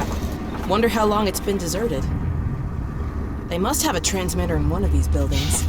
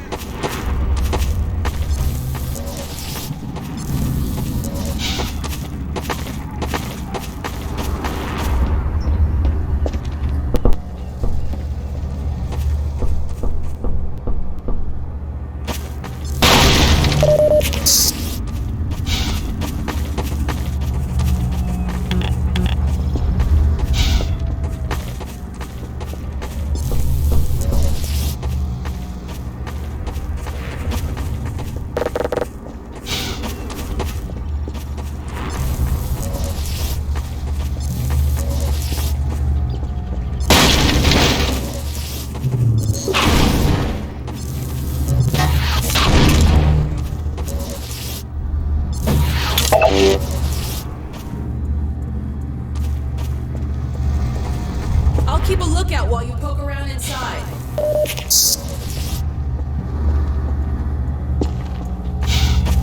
This room is designed so that the player will notice the main set of plugs right away, but is less likely to spot the second set at first. One end of the long cable is already plugged in, encouraging the player to grab the loose end and put it into the powered socket. This makes the faulty wire break loose and spark. With the power on, players try to return upstairs only to discover that now the elevator needs power. At this point, they look about more carefully and discover the elevator sockets. The short cord is tucked next to the elevator sockets, so that they're likely to try to use it there first, before realizing they need a longer one. Given this fairly reliable progression of events, we were able to write a limited number of lines for Alex, so that she could react each time the puzzle changed state.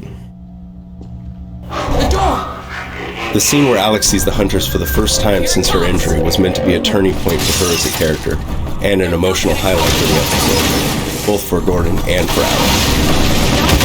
One reason we had a hunter into Alex at the beginning of the episode was so she could have a strong emotional reaction to the creatures, and use the start of combat as a way of building a good character. Alex's previous encounter has given her a visceral fear of hunters, but now she has to make a conscious choice to move past her fear and into the right state to fight in them. She uses anger to get there. We also use Alex's intensity to draw the player's attention to subtler aspects of the scene, getting the player in position for the best view of the hunters as the attack gets underway. In earlier versions of the Hunter intro, the hunters burst physically into the room by shouldering their way through the door. As the Hunter's flechette attack came online, we decided this was no longer appropriate. Now that the Hunter had an effective ranged attack, having him burst into the room with you actually put him into his least viable position during the very first encounter, making him seem ineffective and a bit dumb. The current design is intended to showcase his abilities while giving the player the time and space to understand the situation before pushing out into close combat. Oh, the other thing that's so great about acting for video games, and I guess voiceover in general, but for this particular game, is so amazing. I don't have to worry about hitting my mark, or playing to the camera, or forgetting my lines. That's usually my biggest thing. You can see the wheels turning on camera because I'm trying to keep up with my lines. But this, they're all right there, so I don't even have to worry about that, and I can just worry about the delivery, the emotional vibe that needs to come across, and just the sense of immediacy. I don't even have to worry about the words. So that takes a whole other level off to let the actor just get down and into the work. Really, really great. That's just why I love this job. We should get our warning out and then keep moving. That was probably a scouting party. Let's go. Here it is. Okay. In this brief transmission scene, we are restating the goals of the level, while introducing a note of uncertainty and developing Dr. Magnuson's character. White Forest, come in! This scene was not strictly necessary, but it helped players feel some connection to Dr. Magnuson when they finally reached White Forest, and met him in person for the first time. Alex Vance? In earlier versions, we tried having the hunters cut the power and interrupt the transmission, but this felt arbitrary. Players were more receptive to this scene after they had solved the power puzzles and survived hunter combat. I know, but the Combine. It feels like a small reward in addition to the simple satisfaction of beating them. Not us. What was that? Combine. You're breaking up, Alex. What? Crap. I wonder if we got any of that. Let's get back on the road. Here, let me open the gate.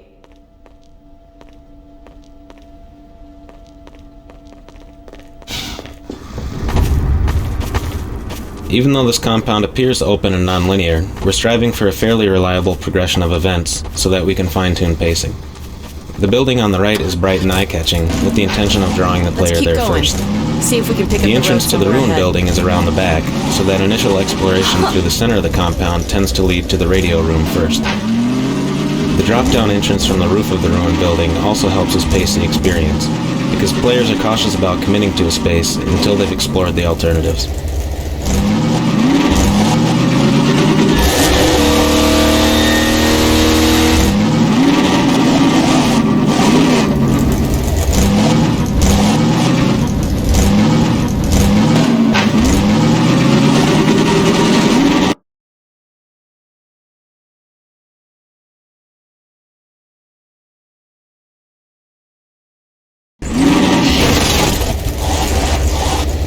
I know that peak. You can see it from White Forest. We're heading the right way.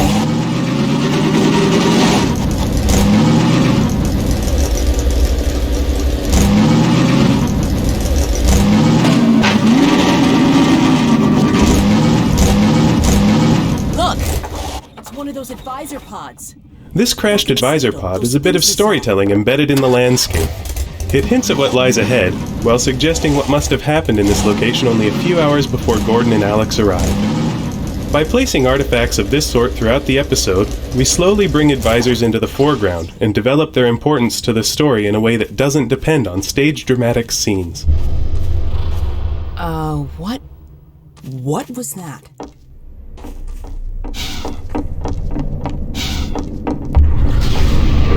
There it is again.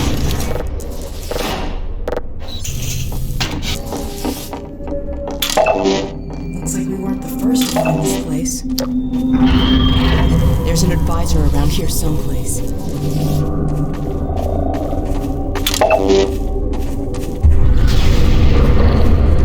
The barn scene was critical both to this episode and to the development of advisors as characters in the series.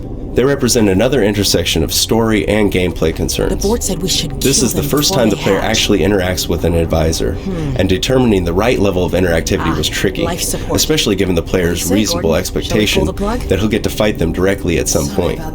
Therefore, we wanted to show that they were powerful, but not invulnerable.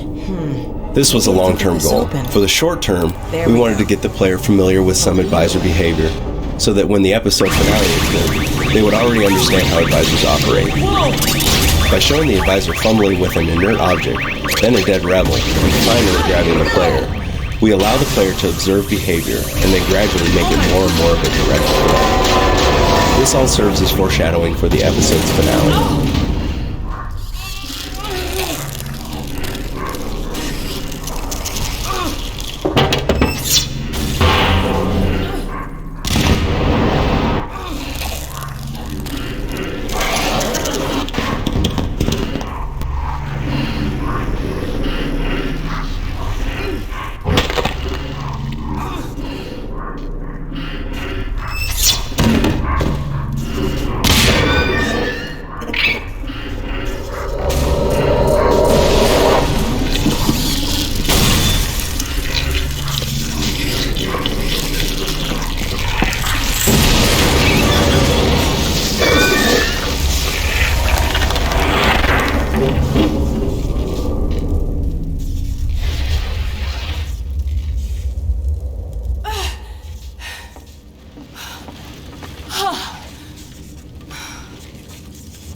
Oh my God. Gordon. Thank God you're all right. That thing was hurt. Did you see it? I can only imagine what it would have done if... Uh-oh. Autonomous units subsumed. Sounds like it called its friends. This swirling debris effect uses much of the same underlying technology that powers our other cinematic physics events in Episode 2, but with a few important differences. Firstly, instead of using primitives, every slat, tile and beam was modelled before being sent to the rigid body solder. Next, there was a large focus on hand-sculpting world forces in order to achieve a particular behaviour in the debris. Beyond the basics of gravity and collisions, we created spiral vortices, gravity wells, and some other more complex forces. Let's get to the car. With over 1,800 individually calculated dynamic moving parts. For a 30-second period, this simulation represents the largest amount of animation data run through our game engine to date. We've gotten better at building combat spaces that are open and tactically versatile, while still directing the player toward an optimal play experience. This combat is in its face pretty straightforward, but we're doing some subtle things to keep the experience even and well-paced. We're using quite a few of our combat tools in this one scene. As the first soldiers enter the barn, we send them in the right direction with an initial clue about the player's location using an NPC aiming object. The first soldiers serve primarily to draw the player outwards, where the real meat of the combat takes place. The wave of soldiers that spawns as the player rounds the corner to the exit are the most directly controlled. One pair uses assault points to dash across the open ground and flank the player on the right. Others are constrained to hint groups in and around the house across the way, spaced so that the player is hit with an even front of fire, keeping them pinned for a while and encouraging cautious sniping and probing from windows and doors. The broken down truck gives a vital bit of mid-ground cover as players leave the barn and advance on the house. Finally, as the player leaves the barn, we spawn the reinforcing hunter. We hold this back both to keep the difficulty more even, and because the hunter combat is better when the player has pushed outwards before it begins. Let's get out of here.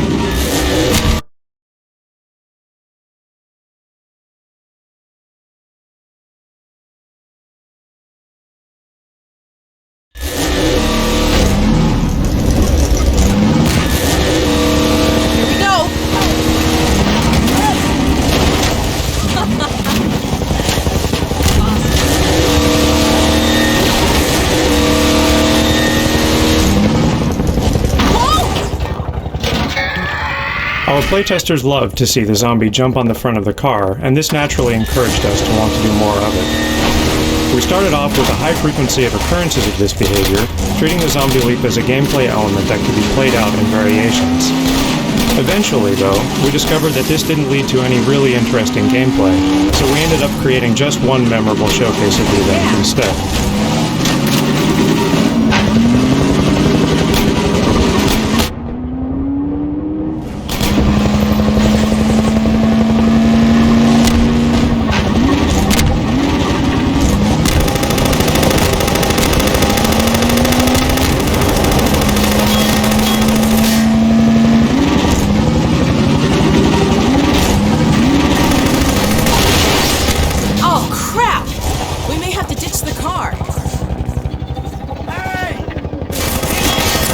This way.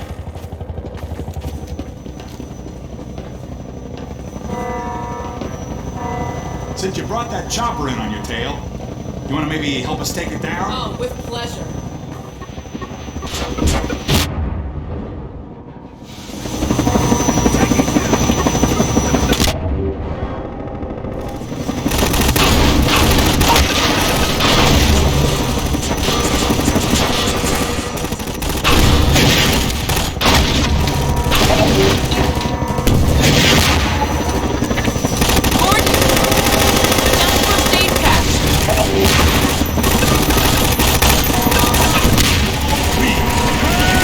Originally, the Episode 2 chopper battle was a classic fight that relied on the use of the RPG. In the meantime, we were experimenting with a completely new way of fighting the chopper, which we had hoped to have ready for Episode 3. The early Episode 3 experiments were so successful that we pulled them straight into Episode 2.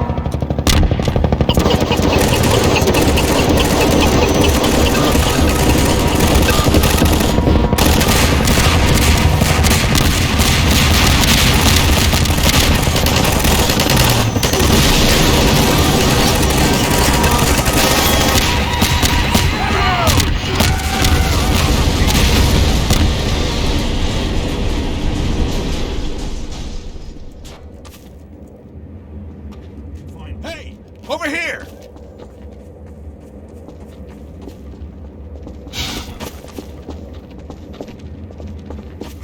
Boy, are we glad to see you guys. Whoa! That was amazing. The way you threw their minds right back at them. Well, I could sure use a drink. Who's with me? We need to get back on the road, but our engine's shot to hell. I don't suppose you got any tools for working on cars. Tools? Got a whole shop over here. Come on, we'll get you set up.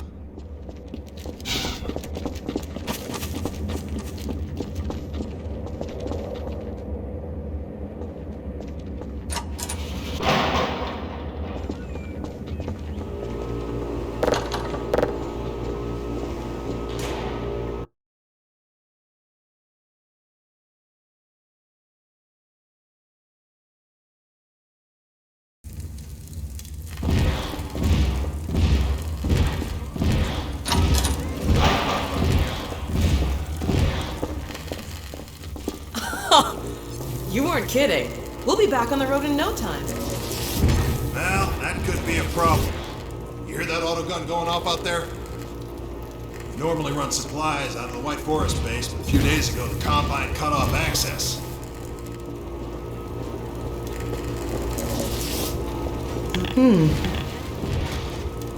What do you think, Gordon? Maybe while I'm getting the car fixed up, you can see about clearing up that roadblock. All the fresh zombies coming out of City 17 have kept them pinned down, but it's just a matter of time till the troops start pushing this way. If you think you're up to it, we'll let you out there. He's always up for it. Right, Gordon? We got a trap door up here where I can let you over to the other side. That way you'll get to see the gun before it sees you. Originally, there was a second driving section between the chopper battle and the autogun trenches. The pacing felt wrong, so we decided to remove it and connect the end pieces so that the train yard opens directly into the garage.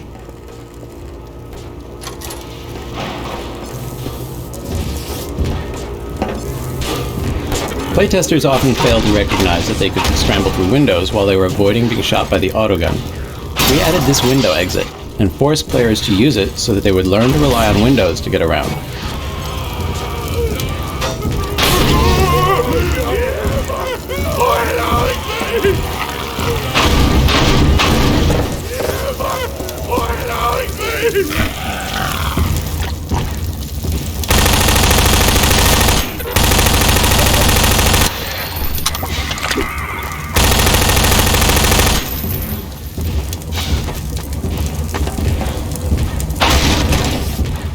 Some playtesters didn't realize that they would need to climb over trucks to navigate around the autogun emplacement, so we added this truck jump early in the level as a form of introductory training.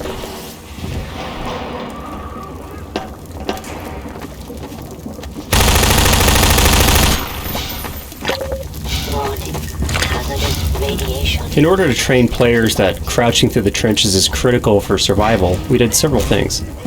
First, we start the player in the safe position by forcing them to crouch under the fence to enter the area. Once inside, they learn by watching the zombies.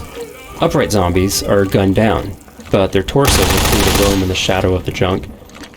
Some playtesters believe that while the guns were busy shooting zombies, they would be able to move freely. To counteract this impression, we increased the number of guns from 1 to 3, making it clear that there was always going to be a gun free to shoot the player.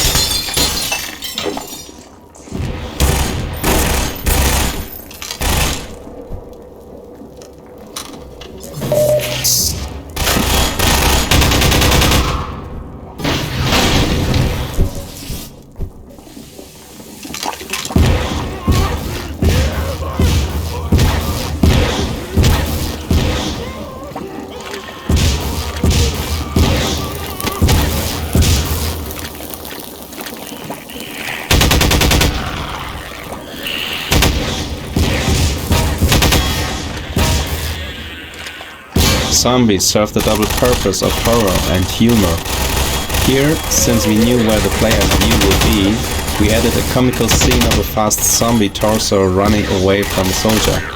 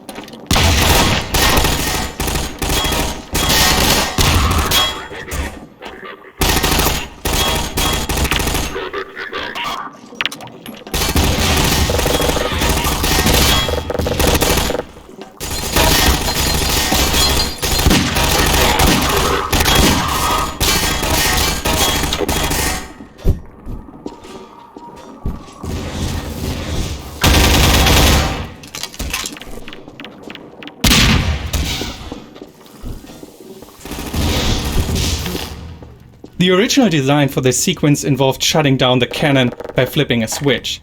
That was neither obvious nor rewarding. We decided to let the player blow it up instead, which gave us another opportunity to use our cinematic physics.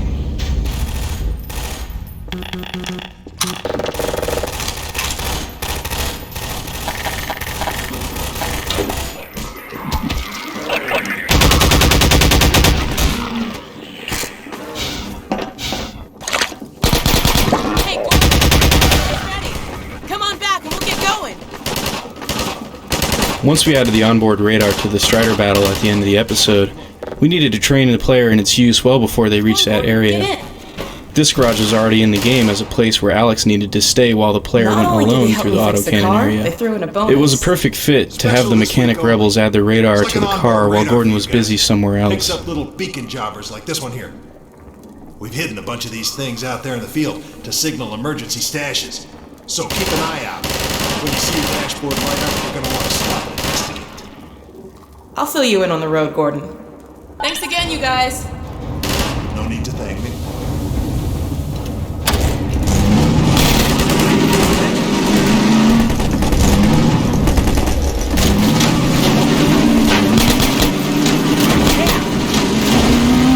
The radar's going off, Gordon.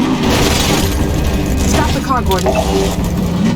According to the radar, it looks like there's a supply cache here. There's a lot of energy that goes into shaping Alex and making sure she stays on the right path or stays true to the vision that I think we have for her.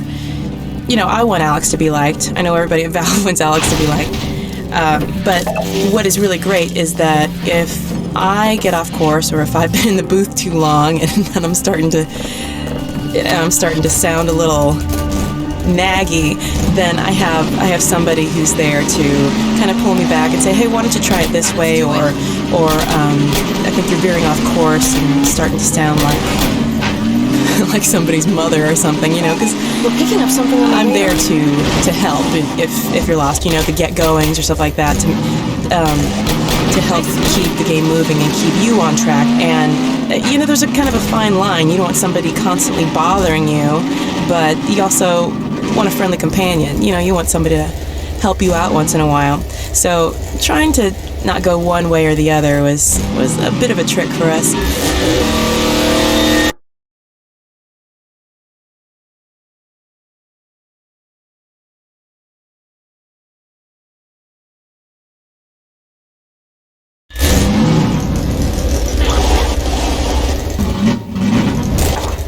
Do you mind if I wait in the car? The approach to the White Forest Inn contains a number of elements that set the scene for the coming ambush.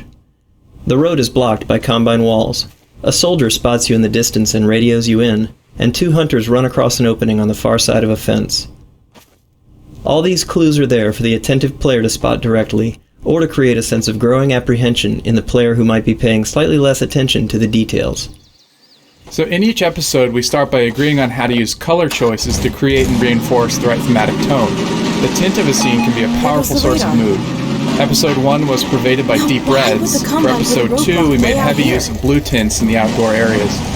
The blue was meant to set an ominous tone, while the warm splashes of sunlight were intended to offer visual contrast that suggests a glimmer of hope.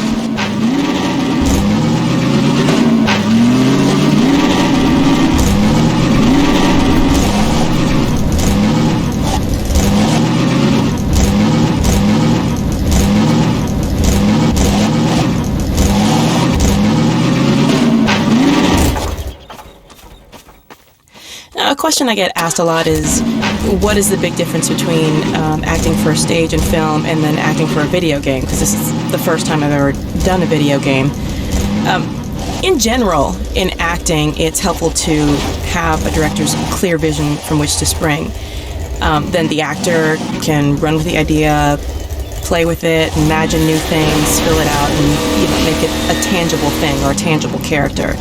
And the great thing about video game acting for me is that I'm completely unlimited. I'm not bound by what I can do physically or how I look or what kind of environment that can be physically created. So the possibilities are completely limitless. There are no boundaries with this. It's a trap! So when we get together and we talk about what the scene is, when they set the stage for me and what environment I'm going to be in, I immediately get a complete high, and I can only imagine that it is something like how somebody gets when they actually see the game, because it blows my mind, the pictures that they paint about, where we are, what situations we're in. So we discussed that a little, and then from there, just kind of go on, I guess, instinct is the only way I can really describe it, because I just take what they give for me and kind of volley it back in the way that it comes out immediately. So I just go into my little dark booth, and I can imagine that I'm anywhere, and it's the best kind of make-believe for a storyteller, when you just aren't limited. To complement the Hunter's aggressive AI, the White Forest Inn was designed with a non-linear floor plan. There are multiple ways in and out of each room, as well as alternate routes to the basement and to the second floor. As the player moves through the inn, the hunters often select a shorter route and surprise the player by arriving first, or by heading them off altogether. The last hunters that enter the building destroy 2 of the doors that have trapped Alex and the player inside. Removing these obstacles opens the entire outdoor arena for combat, allowing the player to choose whether to fight the hunters within the building or take them on outside.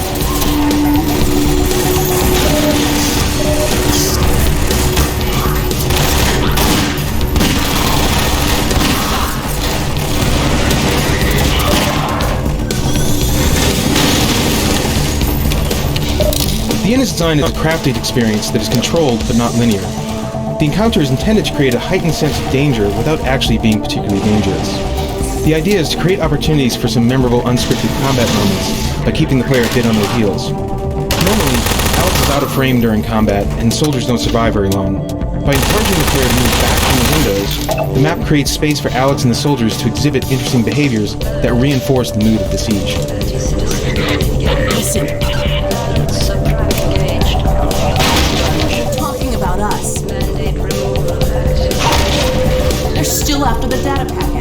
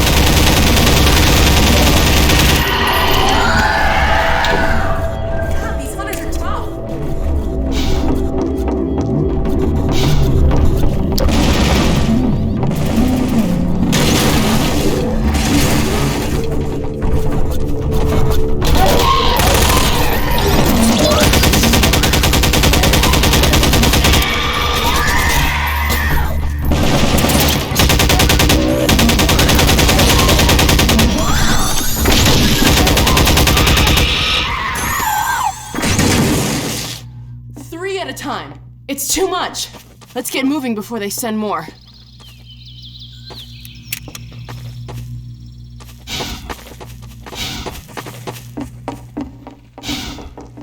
This place is a death trap. Let's get out of here.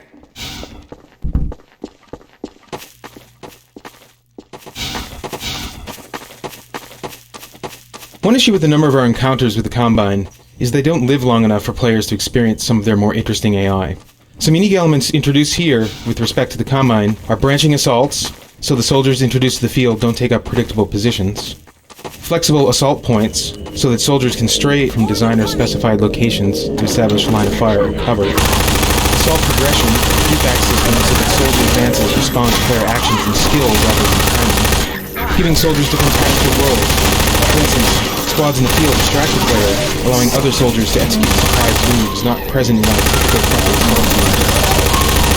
The net effect of these changes is that the soldiers appear to have awareness of the layout of the building that we're trapped in, and a strategy for flushing it out.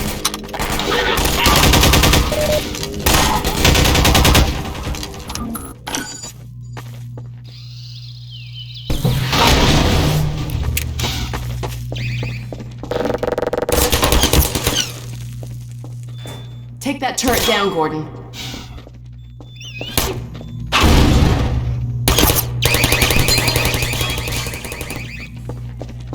There's the power source for the shields.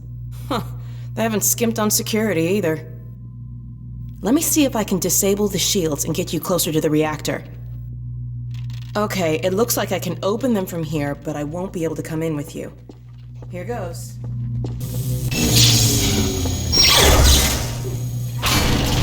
Sorry, Gordon. This thing's fried. Can't keep him there. Why don't I watch outside while you disable the power cell? We've had enough surprises for one day.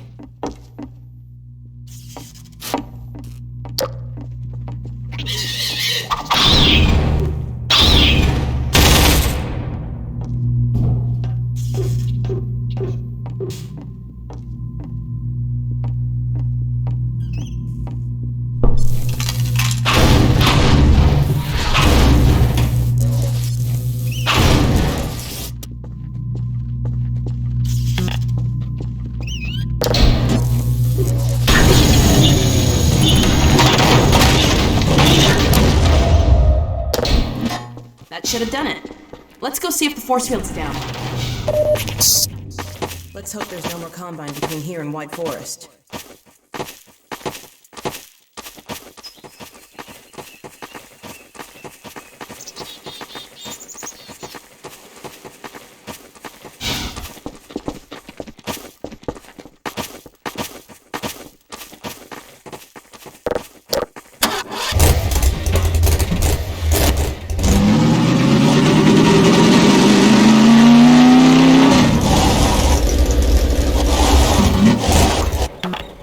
Sometimes, even in an action game, it can be hard to convince players to act like an action movie hero.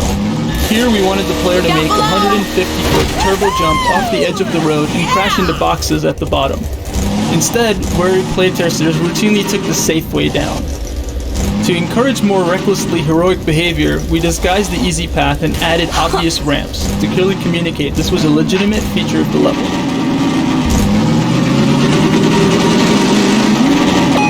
Radar's going off, Gordon.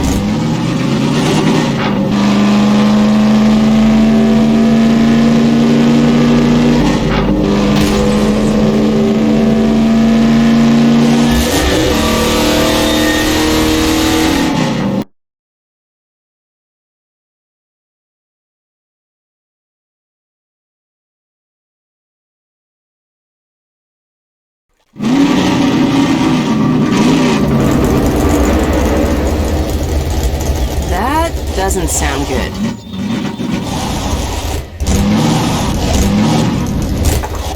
Go ahead. In the source engine, we'll use a realistic radiosity lighting simulator to generate lighting detail for the geometry in our game worlds. In previous games using the source engine, shadows were simulated as if cast by totally opaque objects. In Episode 2, we needed to render large wooded areas, which required us to modify our shadowing technology to account for the sparse, semi-transparent nature of foliage. With these upgrades to our radiosity lighting simulator, we are now able to realistically illuminate the trees themselves, as well as generate soft, semi-transparent shadows on the environment around them.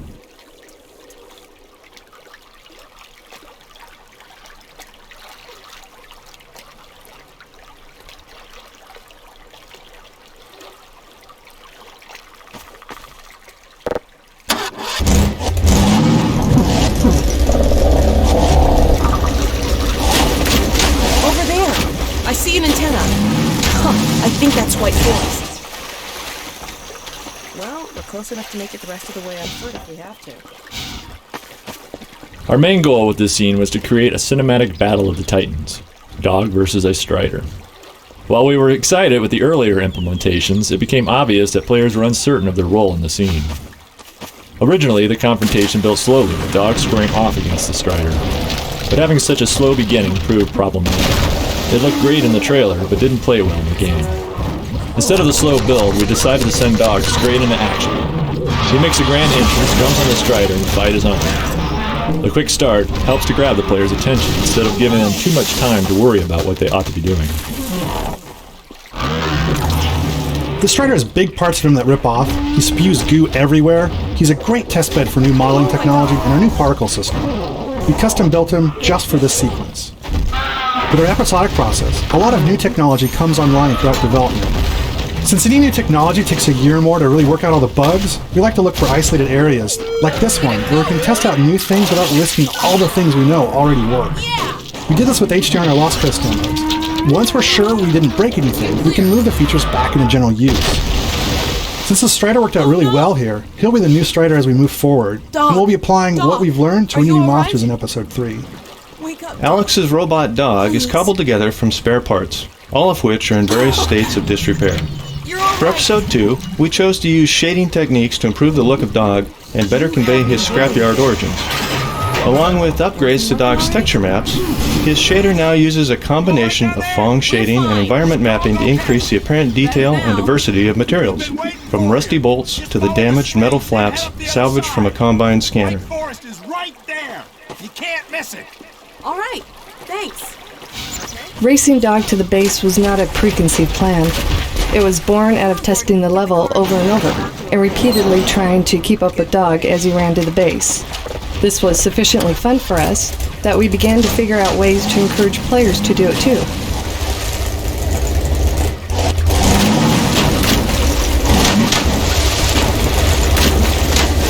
Looks like we need your help again. Would you mind?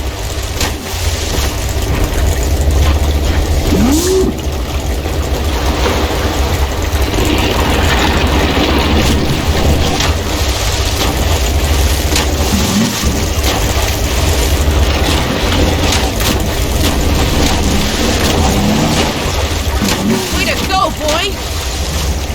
Okay, Dog. Race you to the base. Step on it, Gordon.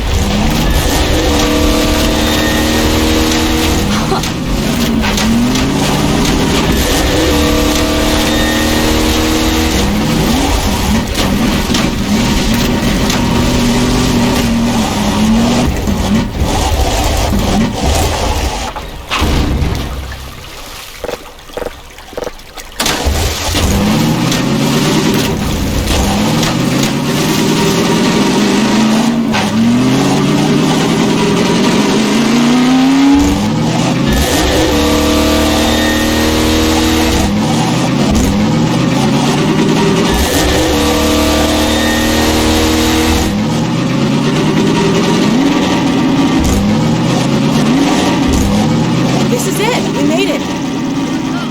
Alex and Gordon Freeman. Well, you won this time. Let us in. Yo, let him through. Thanks. We had a feeling you were close when we saw a dog take off like that. I was never so glad to see him, believe me. Well, Gordon, White Forest. So, a really cool experience was that while I was at Valve, I was talking to one of the animators in the hallway, and we're just carrying on a conversation. I was getting to know what he did, and I just happened to be looking over my shoulder and noticed that people kept popping their heads out of their offices. And one of the other guys noted to me that these people, ooh, bless them, they have to sit around and listen to my voice all day long. So for that voice to be kind of just chatting in the hallway was a little weird. And I guess I kind of liken that. I can understand it because the very first time I saw my voice on Alex Vance's face, it was so bizarre. And so when I watch people talk to me for the first time and they've heard my voice as Alex, and they have the exact same expression, I'm like, I understand. I get it.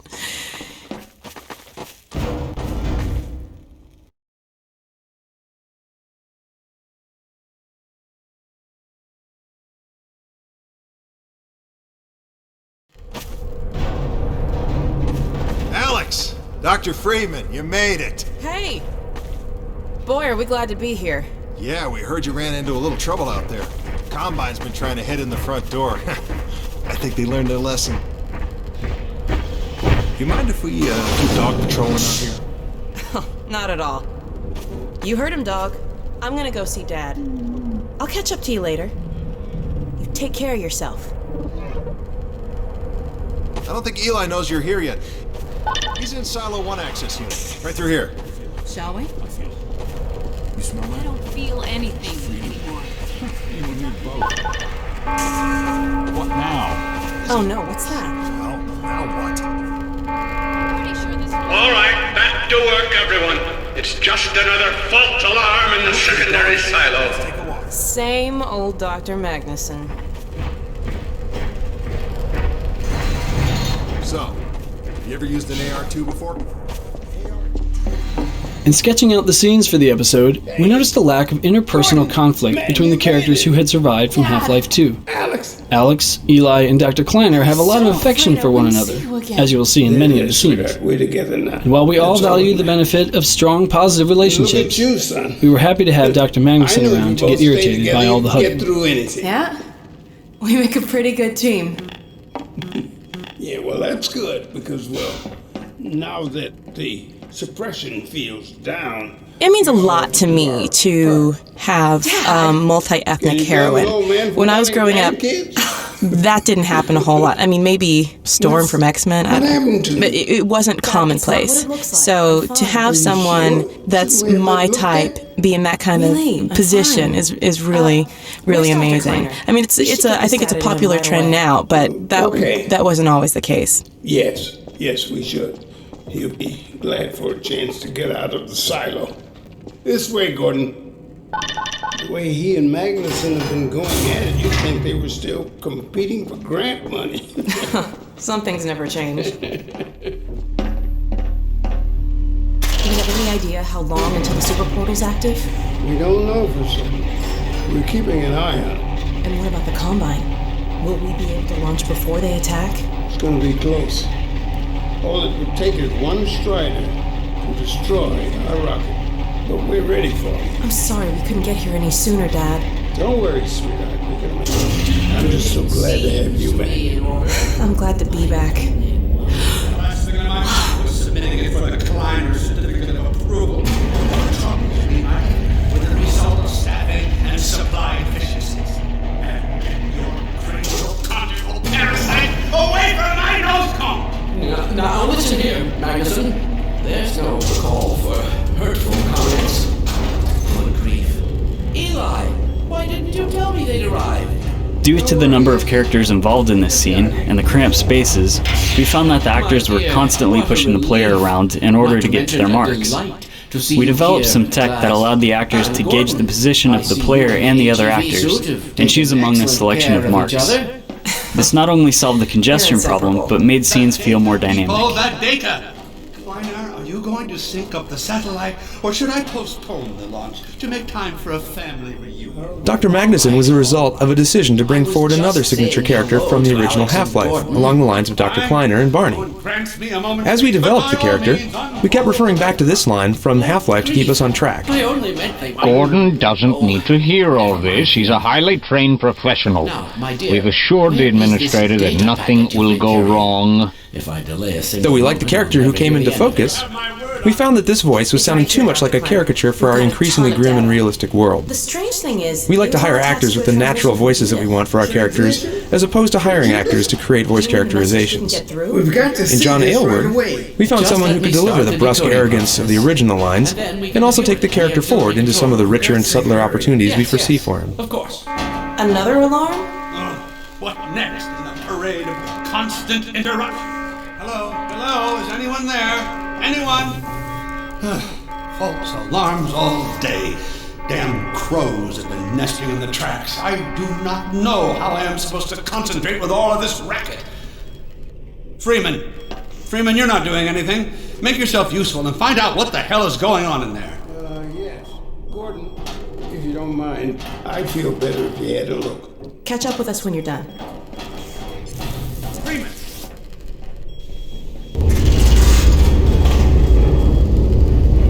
The blast doors will have sealed due to the alert, so you'll have to go through the bottom of the launch tube. I'll open this hatch to let you down. Now, once you're down... If you listened closely to the Vortigons in the Antlion tunnels, you may have heard one of them using a complaint very similar to Dr. Magnuson's here.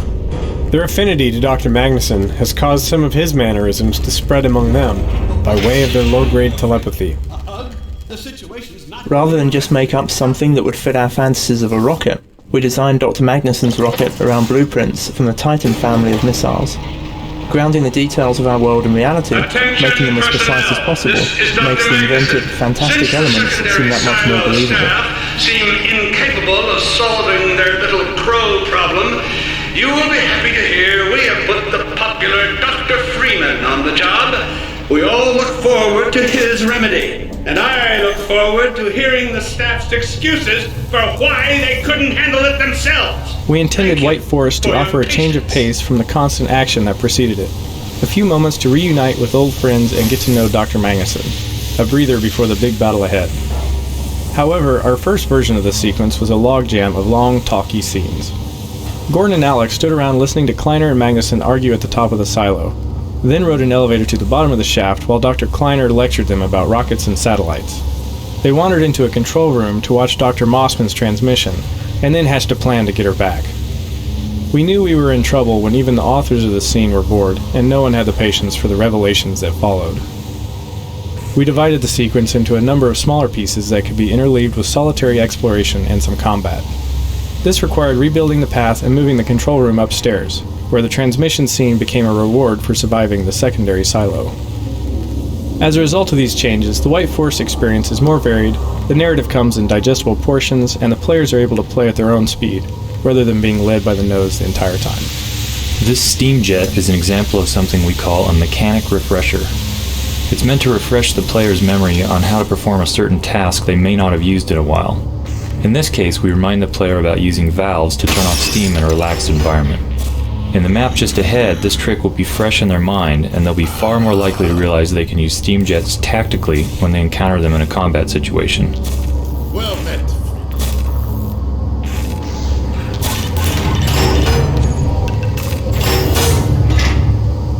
Freeman. In Half-Life 2, when we first decided to make Vortigaunt ally characters, we played around with having a prominent Vortigaunt companion. Because of their bowed posture and semi-servile manner, this individual was dubbed Heap, after Dickens' character Uriah Heep. In Episode 2, we named the prominent Vort at White Forest Base Uriah. In Episode 3, we'll find out Dickens' unused middle name for Uriah Heep. Originally created as a minor background character,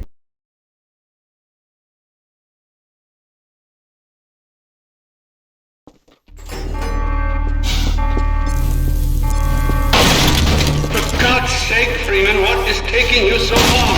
Oh, I cannot concentrate with all of this racket. These feathered fiends are the most persistent I have ever... Wait, what is this?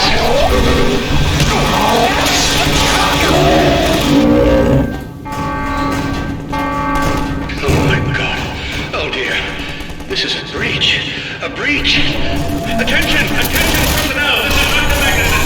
We are experiencing a breach of internal base defenses.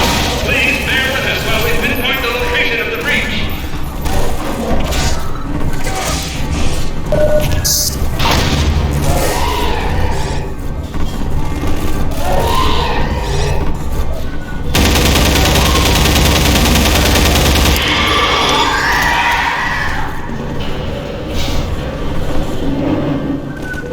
One of the main goals for Hunters was to make the player feel he was vulnerable wherever he might hide.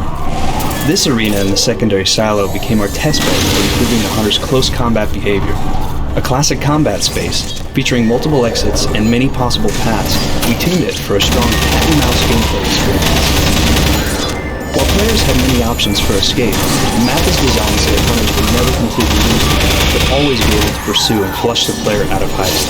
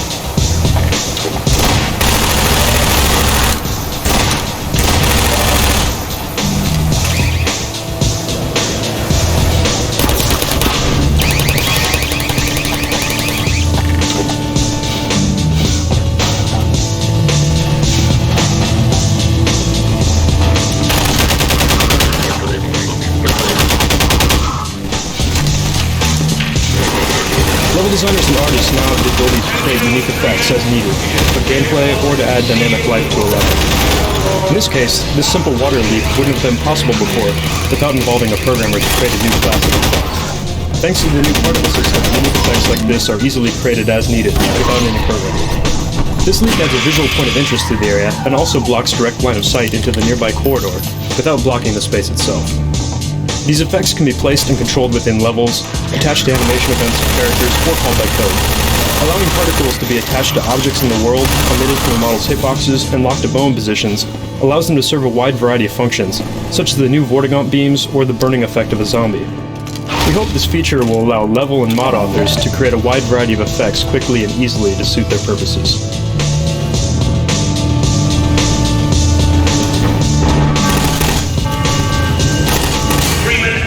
There has been a breach of the secondary silo by way of the overhead launch doors.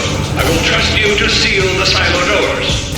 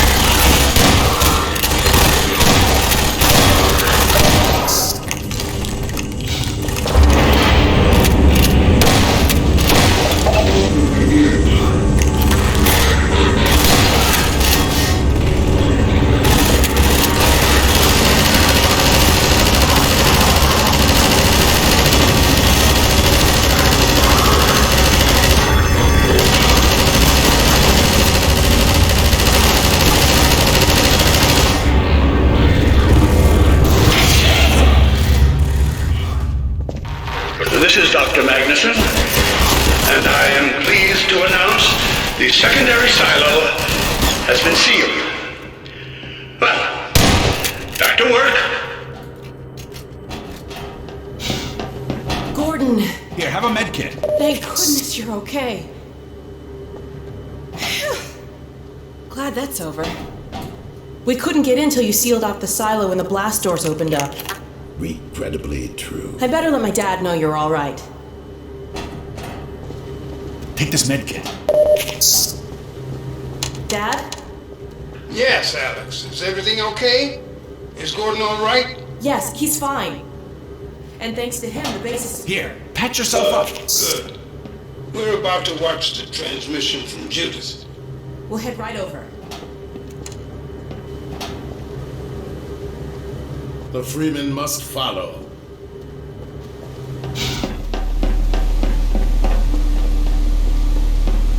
If you would take the Freeman from here, I can return to my place of honor at the side of the Magnuson. Sure thing.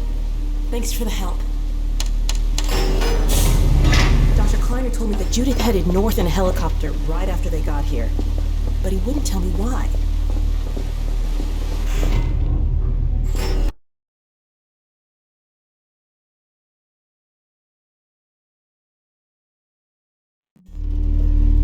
I'm fairly sure I've pinned down the location of the project. It's hard to say how much of it might have survived intact, or whether there's anything remaining that could compromise our work if it were discovered by the Combine. We'll need So a lot of times we'll try a line in several different ways, like set a different mood for a different scene, or maybe just do a different take on a line. I'm gonna cut this short. We may Like one might be. It sounds trite, but one excited, one not so excited, or one a little more pensive and thoughtful. Or suggestions are always thrown out there for new reads, and it's the coolest kind of teamwork. It's not just here's your script, go. It's let's work this out. Let's find the best middle ground, and everything is always pliable. If it's not working, maybe we'll go back and do an instant rewrite or something. And for me, that's creative heaven. Absolutely. Our peers at Aperture Science were at work on a project of some promise, but in their rush to beat Black Mesa for funding, they must have compromised ordinary standards of risk. We heard their research vessel had simply disappeared, vanished, with all hands, and even part of the dry dock. Few believed the Borealis would ever be seen again. Aperture Science, being specialized in the development of portal technology, fit naturally into the cosmology of Half-Life. Rather than forcing Portal into the Half-Life franchise, we used it as an opportunity to make our world bigger. By suggesting a long-term rivalry between Aperture Science and Black Mesa, we opened up possibilities in both games that didn't exist when they were separate entities. Well, yes, there's always a risk, Eli. But my goodness, we have coordinates, blueprints, hailing frequencies. Quite ingenious of Dr. Mossman to hide it all in the carrier way. Well, that means she's still alive up there. But if the Combine catches her, he'll tear out everything she knows. There'll be nothing left of her. But we don't know for sure I won't that... take that chance. I'm going after her. Now, Eli, the only thing worse than Judith falling into their hands would be if they should get a hold of you. She may know the particulars of the Borealis, but you know everything about the Resistance. Listen to Dr. Kleiner, Dad. Gordon and I are more than able to handle this. We'll get her back. Kleiner, where are you? Why isn't the decoding finished? Oh, fine. The code. Yes, Magnuson. It just needs a little bit longer. If you're waiting for the Combine's go-ahead, they'll soon be here to give it to you in person. I'll hurry it along, Magnuson. I'll be back as soon as I finish. Dad, are you okay? Not again. No, I can't let it happen again. Not another Black Mesa. Dad, prepare for unforeseen consequences. What did you say? Dad! Okay. It's okay. Just lean into me. Let's get you off your feet. Thank you, baby. I'll be fine in a minute or two. Okay. Do you need anything? Actually, Alex, would you mind getting me a cup of tea? There's a hot plate in the old staff room. I'll be right back. Gordon, did you keep an eye on him? We're not going anywhere. Thank you, baby.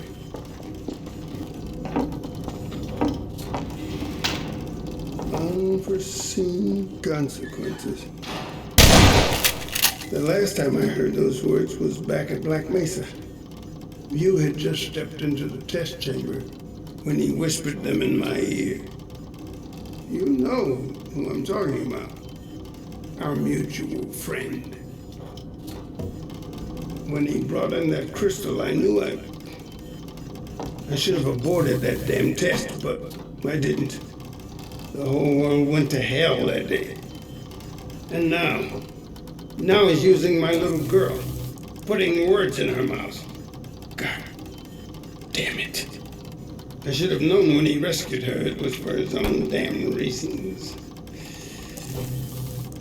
Gordon, there's so much I need to tell you. Between us, we may finally have a chance. Here you go. Is everything all right? There's nothing, honey. All right, people, change of plans. There is no way we can launch before those Striders are... Oh, excuse me if I'm interrupting tea time. I'll just step out until you've finished, if that's more convenient. Well, Freeman, I believe I've found the perfect use for you. Follow me, quickly. We'll talk later. I'll catch up with you in a bit. Freeman, Striders are coming. A single one of those damn things could shoot down our rocket. The Strider Buster, or Magnuson device, started life as a Half-Life 2 weapon called the Hopwire. This was a weapon that would leap into the air and create physical connections via ropes to the surfaces around it. Once attached, the ball would be suspended in the air, ready for action. We call it the Magnuson We never device. shipped that weapon because it wasn't generally usable enough in our environment, especially outdoors. Please the personnel. One side experiment created the black hole Hopwire that the mod community found in Episode 1's code. You can still find videos of this in action on YouTube. The black hole version created a true physical vortex that sucked anything near it into an incredibly dense singularity. This created a small dense block comprised of all the mass and matter the vortex had collected, which the player could then pick up and hurl at enemies. We returned to the Hopwire for Episode 2, where we thought we could use it to tie the Strider's legs together and make it trip. But the mechanic of hurling and attaching the Strider Buster was more fun for players, so we moved the weapon in that direction. This whiteboard art went through several iterations, from highly stylized, to absurd, through to something we believe we could ship. Out in the field, we'll supply you with all the Magnuson devices you need through delivery ports like this one. For the safety of the base, these devices are deactivated. They cannot explode like those you will find in the field. Go ahead and take the device. That's right. Now toss it in the main body of the... Good. Now, pull out the firearm of your choice and shoot the device. There you go. Not too difficult at this range, is it? Gets a bit harder when it's moving about and firing at you, of course. Now, let's move on to a more challenging task. Uriah, send the target to the far end of the rails. Fans of Half-Life 1 may remember a gag involving a microwave oven in the Black Mesa lunchroom. If you push the microwave button several times, the casserole inside it explodes. A memorable experience for many first-time players of Half-Life. Try it In now. Episode 2, we thought it was finally time to let you know whose lunch you had ruined and give you a chance at redemption.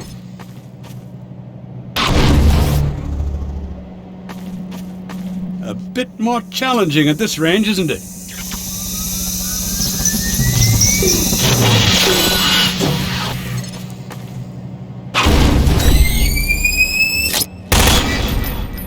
Magnificent device, isn't it? I'll be right over here when you are ready to head out.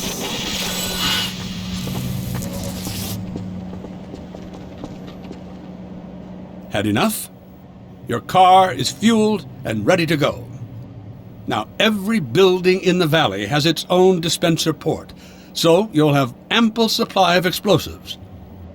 Now, I must get back to my rocket, Freeman. I'm relying on you not to squander my trust, or my Magnusons. Oh, and Freeman, if you pull this off, I might just forgive you for that debacle at Black Mesa. You know the one I mean, involving a certain microwave casserole.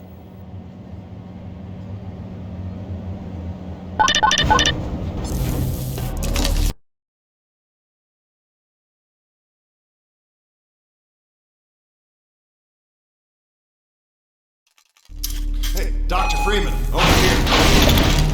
I've taken a few liberties with your car. Check it out. I added a rack for Magnuson devices back here.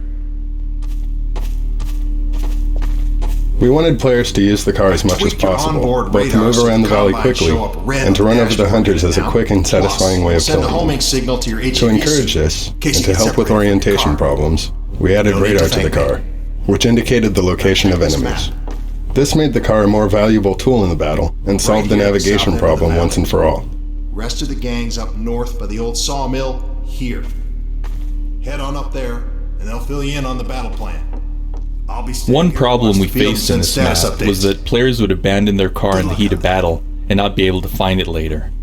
Given the time pressure and large scale of the map, some of these players couldn't succeed in protecting the base on foot. To address this, we started by adding flashing hazard lights to the car, which helped when the car was in view, but we still saw players lose the car among the trees or behind hills. Eventually, we added a vehicle locator to the player's HEV suit, so players could find the car wherever it was. Perimeter's clear. Still no sign of incursion. Keep The massive Strider battle was in production longer than any other map in the episode. Tuning it required many months of testing and iteration to address playtester feedback, and this was complicated by the fact that every time we playtested, we saw individuals adopt completely different approaches to defeating the Striders. Some threw logs at the hunters, others relied on their rival companions to kill them. Some players never sprinted, while others never used the car. We tried to keep supporting all the different strategies that occurred to players so that their experiments with tactics would be rewarding rather than frustrating. Meanwhile, we had to make sure the Strider and Hunter behaviors were consistent and balance the experience so that it would be great for all different playstyles at every skill level. The Hunter's escort behavior includes specific formations and flanking strategies. This environment was designed specifically to enhance those behaviors by providing cover and visually interesting paths. In this way, the environment reinforces the design of the Hunter as stealthy, aggressive, and intelligent.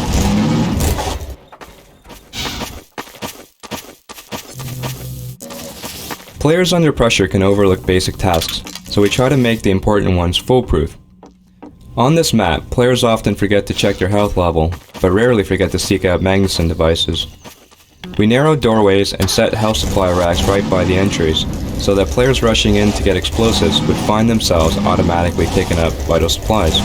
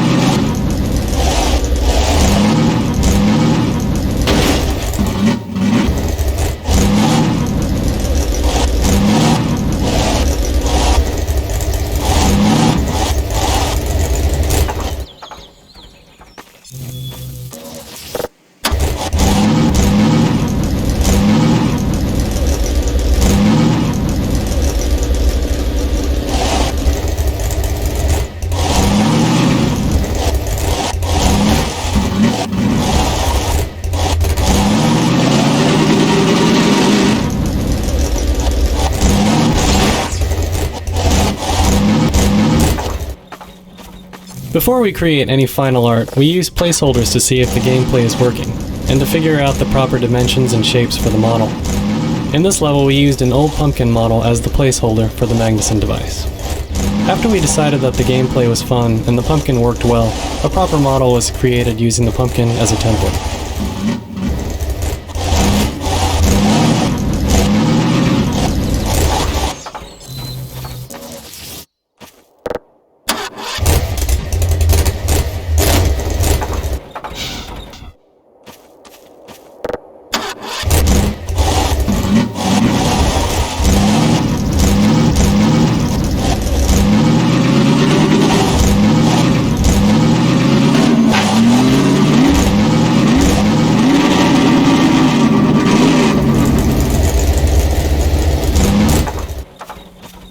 Closer.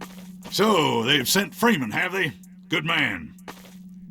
We've counted a dozen Striders just north of us. Our job is to keep them from reaching the base to the south. If they get close enough for one good shot at the silo, the whole launch is a bust. And in case Striders aren't bad enough, recon indicates they're being escorted by packs of hunters. Now, what I want you to do... Attention! North perimeter breach. We have a Strider. Episode 2's rocket defense battle was the largest and most non-linear combat experience we had built.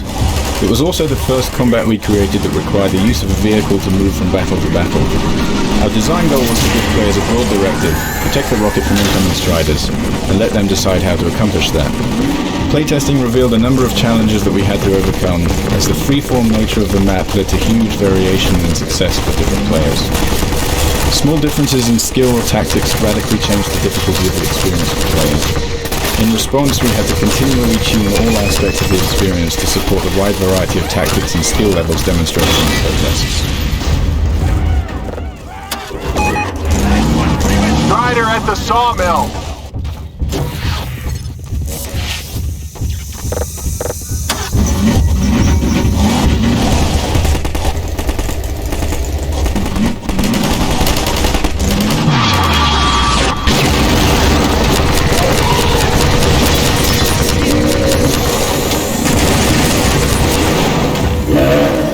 Many players had a hard time orienting themselves in the valley. Before the fight, we sent players to the sawmill without telling them how to get there. This was a way of familiarizing them with the map without any time pressure. Still, the size and nonlinearity of the map was confusing for first-time players once the battle began. The loudspeaker announcements that direct players to incoming Striders initially referred to compass directions, which most players couldn't follow because they couldn't remember which way was north. We added White Forest Peak as a global landmark and distinctive local landmarks like the cranes and the water tower, and referred to those landmarks in the announcements instead of compass directions. This helped, but some players still had a hard time knowing which way to go at any given moment. Our ultimate solution was the car's radar, which, along with the landmarks, helps players go where the action is.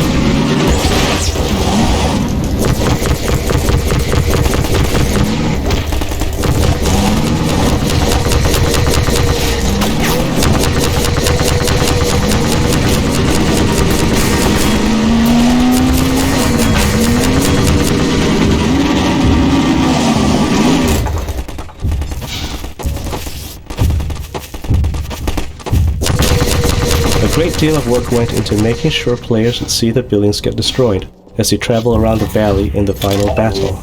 While we cannot and do not wish to force the player to see these events, we try to increase the odds that the player would end up in the best possible position for the show.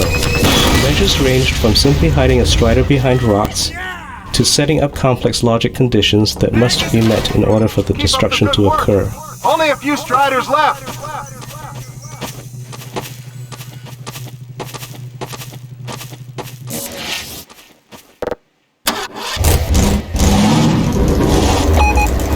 Another strider coming in towards what used to be the sawmill.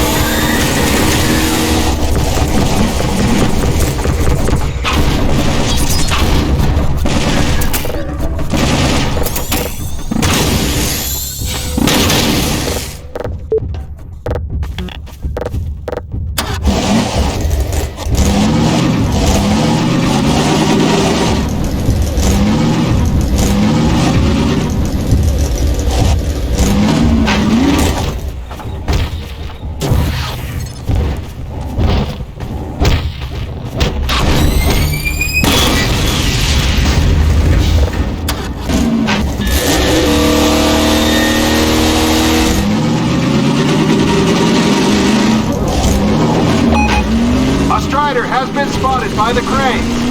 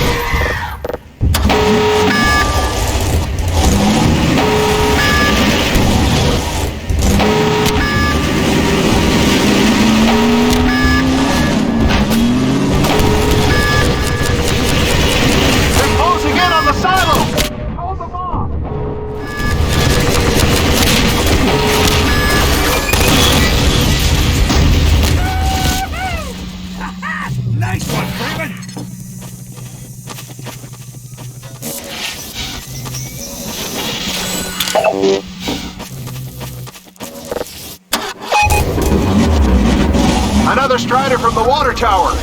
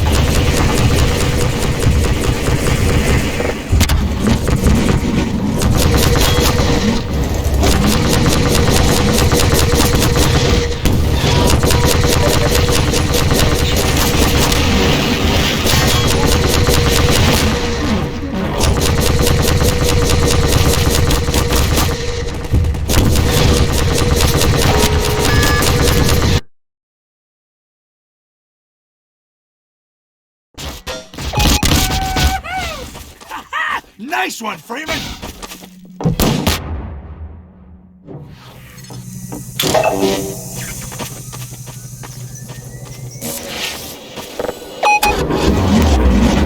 Another Strider from the water tower!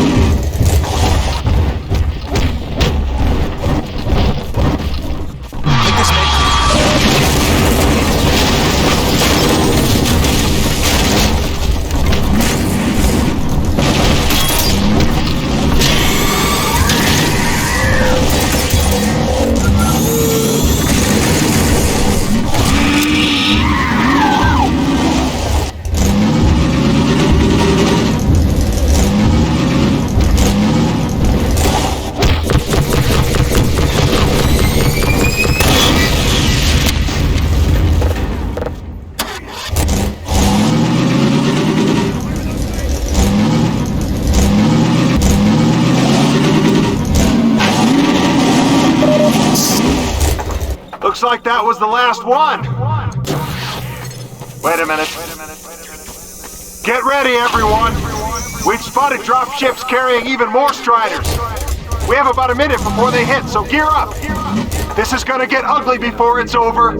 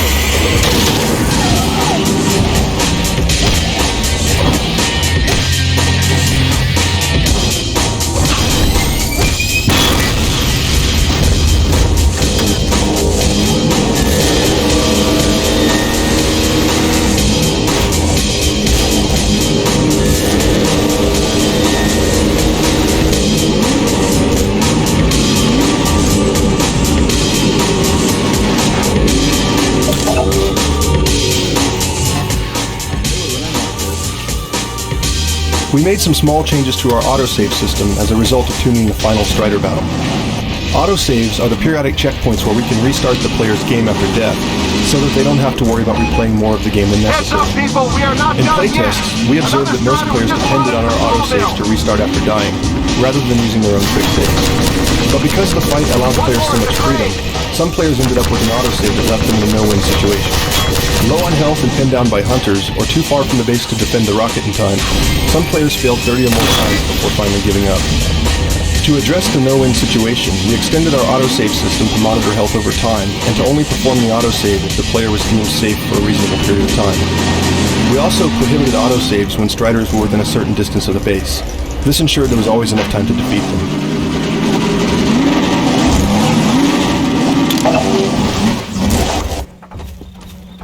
Let me get out of your way.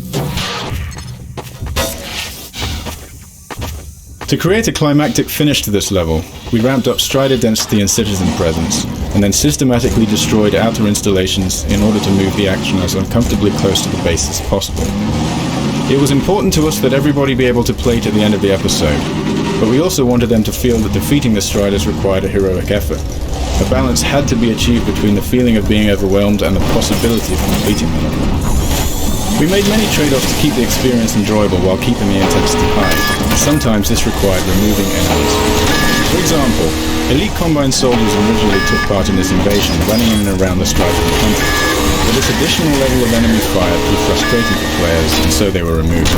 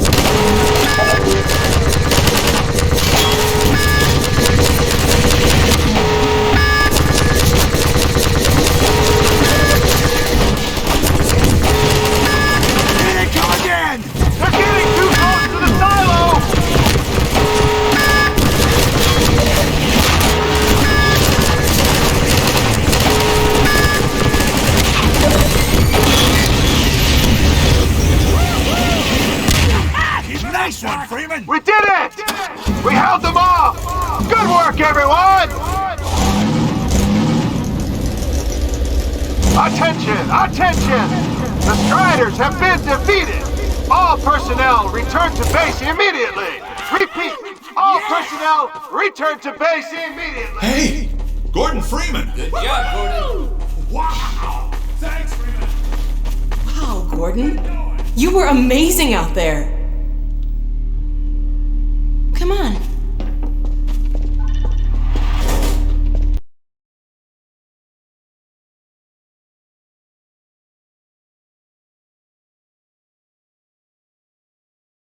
Launch is in its final stages. The portal's close to open, but Dr. Magnuson sure will be in time to stop it. Complete. Tracking beacon. Oh, there's another bit of cruft we can ignore. Support equipment powered down. Hold on a moment, Kleiner. Ah, Freeman. Well, I see the Magnuson device performed flawlessly. I feel compelled to thank you personally for saving my rocket. So, thank you. Well, that's enough chit-chat. I've got a rocket to launch. Wow. For a minute there, I thought you were going to get a hug. Powered and ready. Check. Let's go to the control room.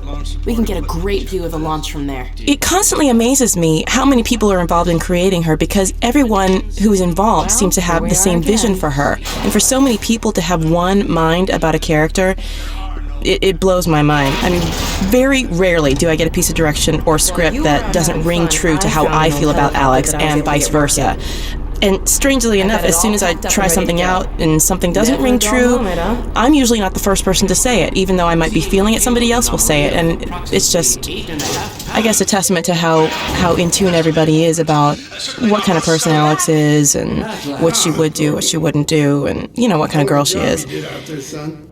Let's not forget that with the Magnuson device, those Striders practically destroy themselves. Yes. Well, I think perhaps Gordon had something to do with their success. I suggest we adjourn this meeting of the Mutual Admiration Society until after we have launched our rocket. Now, I believe we're ready to start the auto sequence. I believe Gordon should have the honor. You'll hear no objection from me. It's all yours, Gordon. The launch of Magnuson's rocket ties directly into the rocket Gordon launched at Black Mesa. Here, the portal satellite array that opened a gate to Zen in Half-Life 1 has been repurposed to shut the Combine out. This is just another example of the way we constantly try to weave the old threads of the Half-Life story into the new episodes. Power to main thrusters. Steady on. T-minus 10. We're launching. 7, 6, 5. Steady. 4, 3, 2, 1.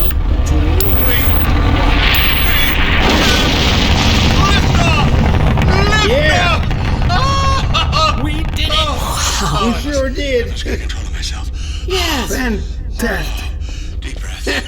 Deep breath. Now it is still too early to celebrate. We need to reach altitude and transmit the signal. Too right. The clock is ticking. We couldn't have cut it any closer if that was our intention. It is going to work, right? It has to. Once the rocket is in range of the portal, we'll be able to switch on the xenium resonator. Well, let's get outside. I'd like a better view of the fireworks. There should be quite a show. Regrettably, I can't come out with you. Magnuson and I will need to keep a close eye on the rocket's trajectory. Aren't you going to see us off? Just as soon as this is wrapped up. I wouldn't dream of letting you go without a proper goodbye. Okay, I'll hold you to that. You too, Dr. Magnuson. Indeed.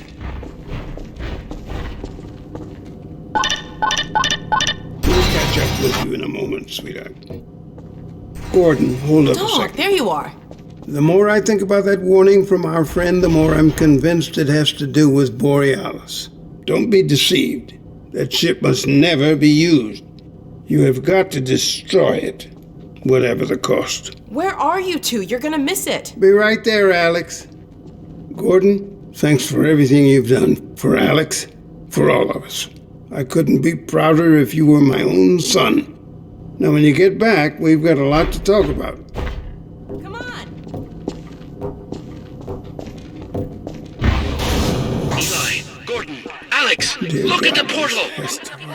Episode 2's backgrounds or vistas are created in a manner that fuses traditional 2D animation techniques, using linear cards moving against each other to imply parallax, and a modern digital take which involves placing these cards in a 3D environment and manipulating their size and distance from camera depending on the scale needed.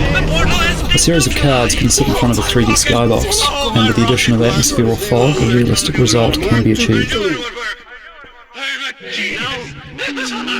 I'll bet the Combine aren't too happy right now. You got that right, sweetheart. But we've got plenty to celebrate. I wish you didn't have to head off so soon. If only it weren't so critical. It's okay, Dad. We'll find Judith and bring her back. Dog? Hey, where are you? What a nut. Don't go too far.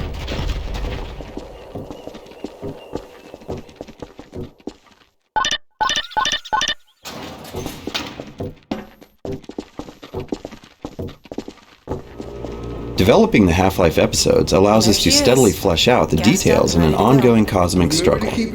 Most of this conflict remains far in the background, but little by little, we are able to bring new elements up front. We'll be alright. One of our goals for Episode 2 was to fully develop the grub-like advisors, first glimpsed in Half-Life 2. In Episode 1, they make several brief appearances, but have no direct effect on the events in the game. In Episode 2, we deliberated on how soon to show them becoming active, and decided to pull back the veil in stages. Therefore, we first see them being hauled around by Combine troops, completely passive. Next, we see one waking up from incubation, still somewhat groggy, and beginning to discover its power. But by the end of the episode, the advisors come fully into their own, front and center, as characters with a huge impact on the story. To create the Eli death sequence, we talked it through in great detail, wrote up an outline with all the events we discussed, and then produced an animatic. We used rough sketches painted over screenshots and a variety of crude special effects and sounds to create a quick pre-visualization of how the scene would play out. Not only did this help us to converge on a shared vision for the scene, but by working rough, we were able to quickly iterate until we had a design worth implementing in the game. The decision to kill Eli was not made lightly, and once we'd made it, we had to figure out how to make it meaningful. We'd already established Eli's frailty as well as his importance to the Resistance and Alex's devotion to him, so from a narrative point of view, the impact of his death seemed obvious. The hard part would be the execution. The advisor's ability to immobilize the player gave us a way to stage the scene. Then the animations and the sound design made it believable. But none of this would have been enough without inspired performances by Merle Dandridge and Robert Guillaume. This final episode 2 scene was unbelievable. Before we even started working on it, the team sat me down and they kind of did a little show and tell of the rough animation that they had. And I think they were hesitant to show it to me, but just from that rough animation, I was so moved. I mean, just immediately moved to tears. I felt like I'd just been gut punched, and I immediately felt it. And I was like, let's go. Let's get on this. So it shouldn't surprise me.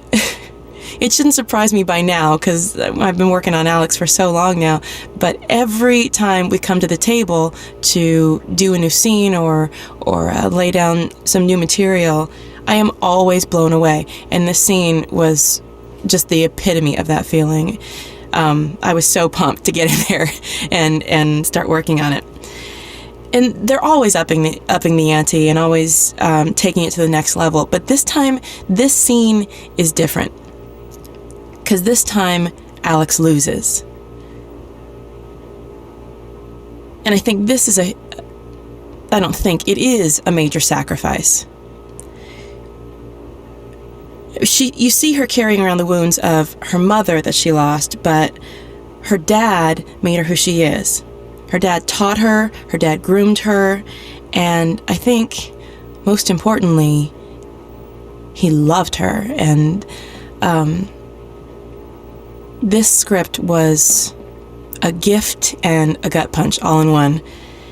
I don't know. When you give me something like that, it really motivates me to kind of try to knock it out of the ballpark. I love playing Alex, and I have to say, I think so. Dr. Kleiner gave us the Borealis my favorite acting job I've ever had. We'll keep the hailing frequency down. open on the chopper radio in case Judith tries to reach us again. Good idea. She could well make another attempt. Oh no. Dad! Gordon!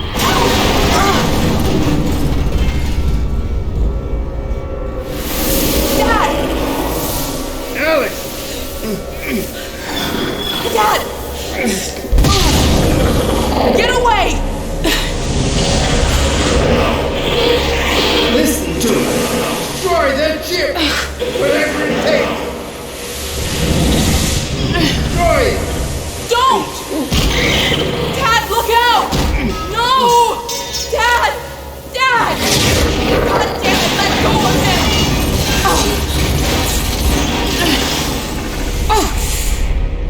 Oh my God! I love you, sweetheart. Close your eyes, honey. I love you, Dad! Don't look! No! Oh my God, no! No! Gordon!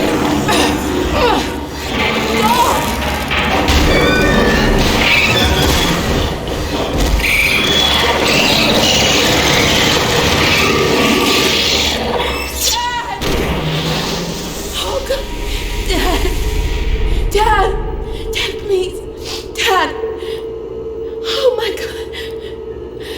No! No! Oh my God! Dad!